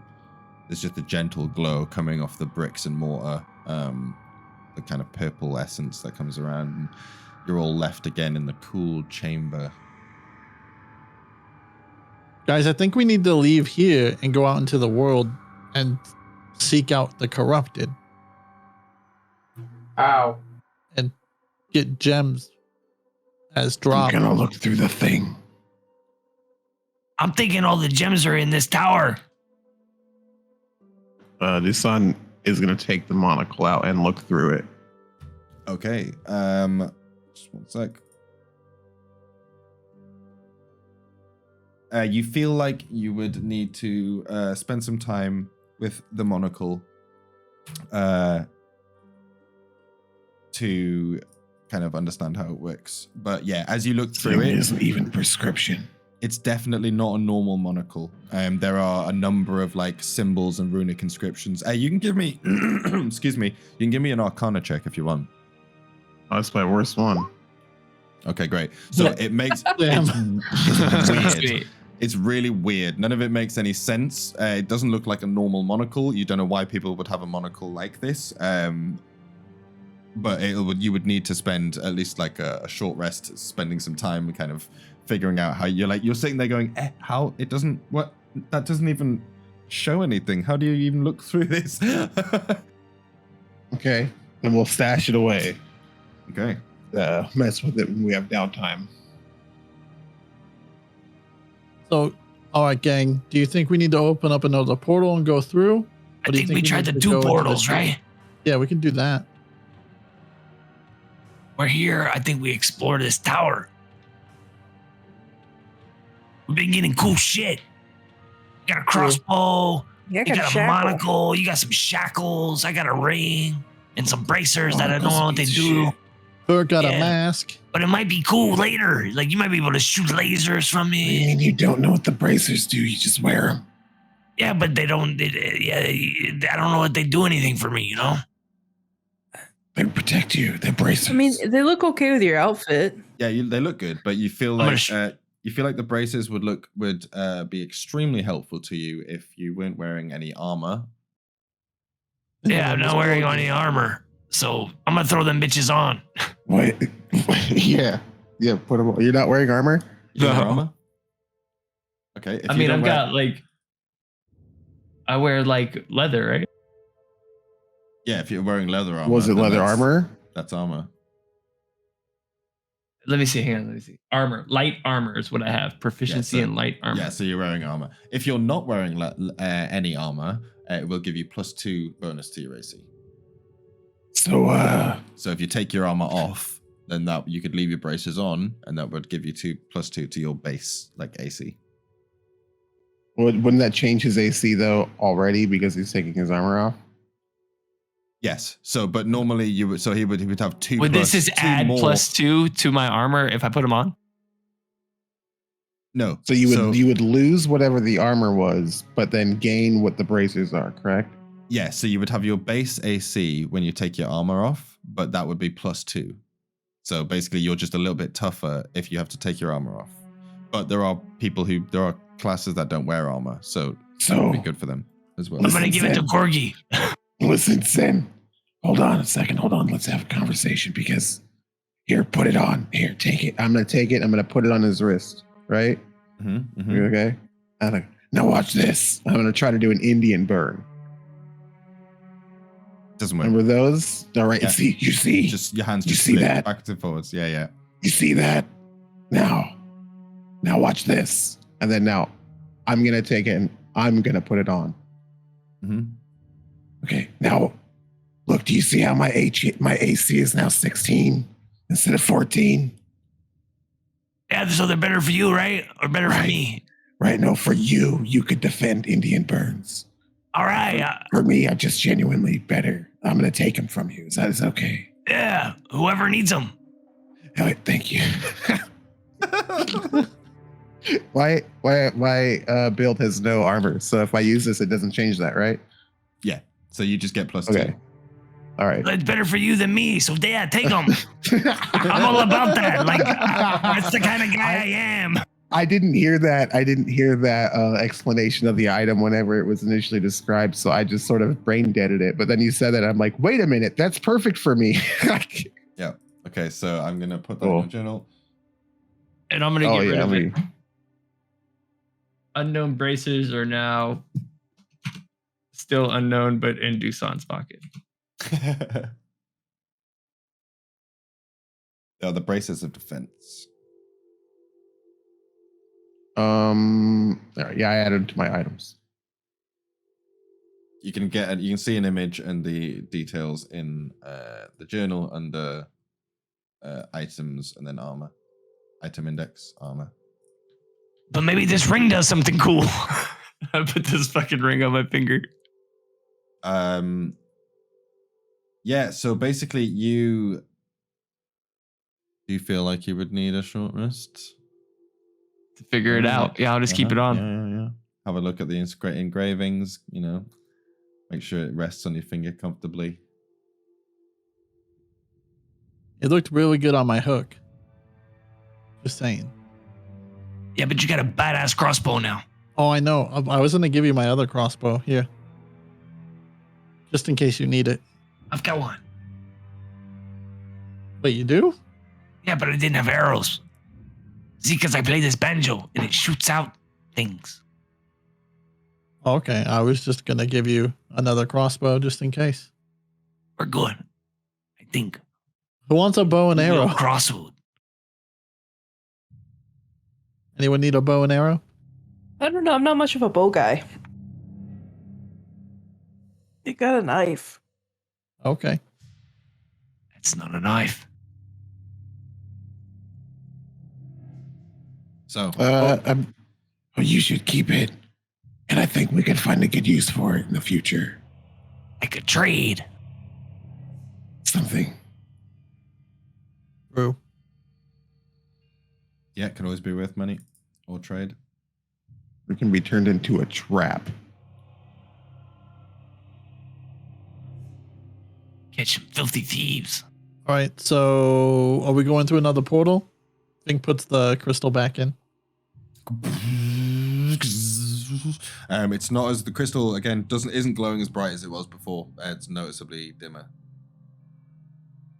You can find more crystals. Fink hits try to the open one of button the for gates.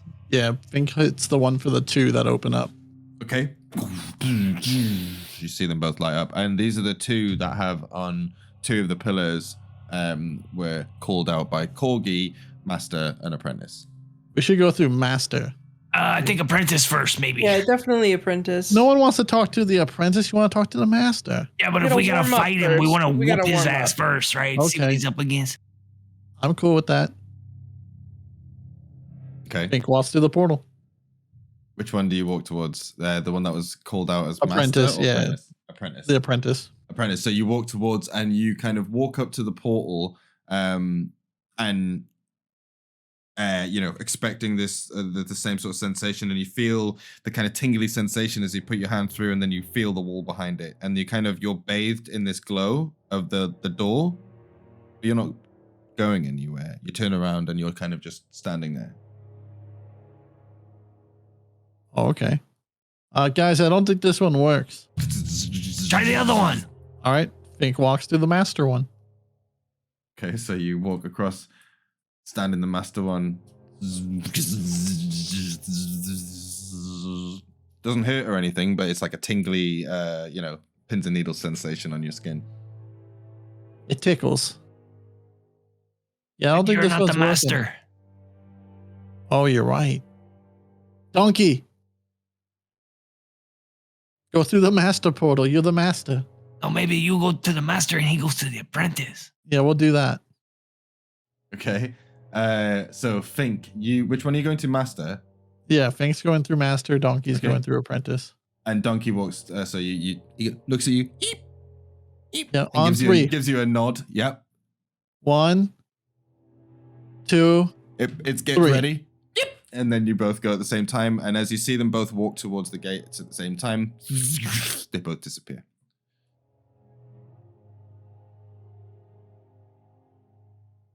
What are you guys doing? Are you going to follow after?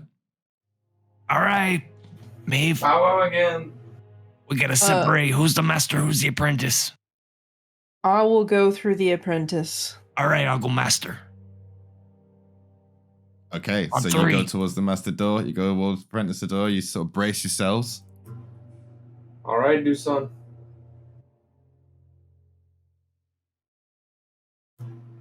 Rock, paper, scissors. You both run through? Running through. I don't know.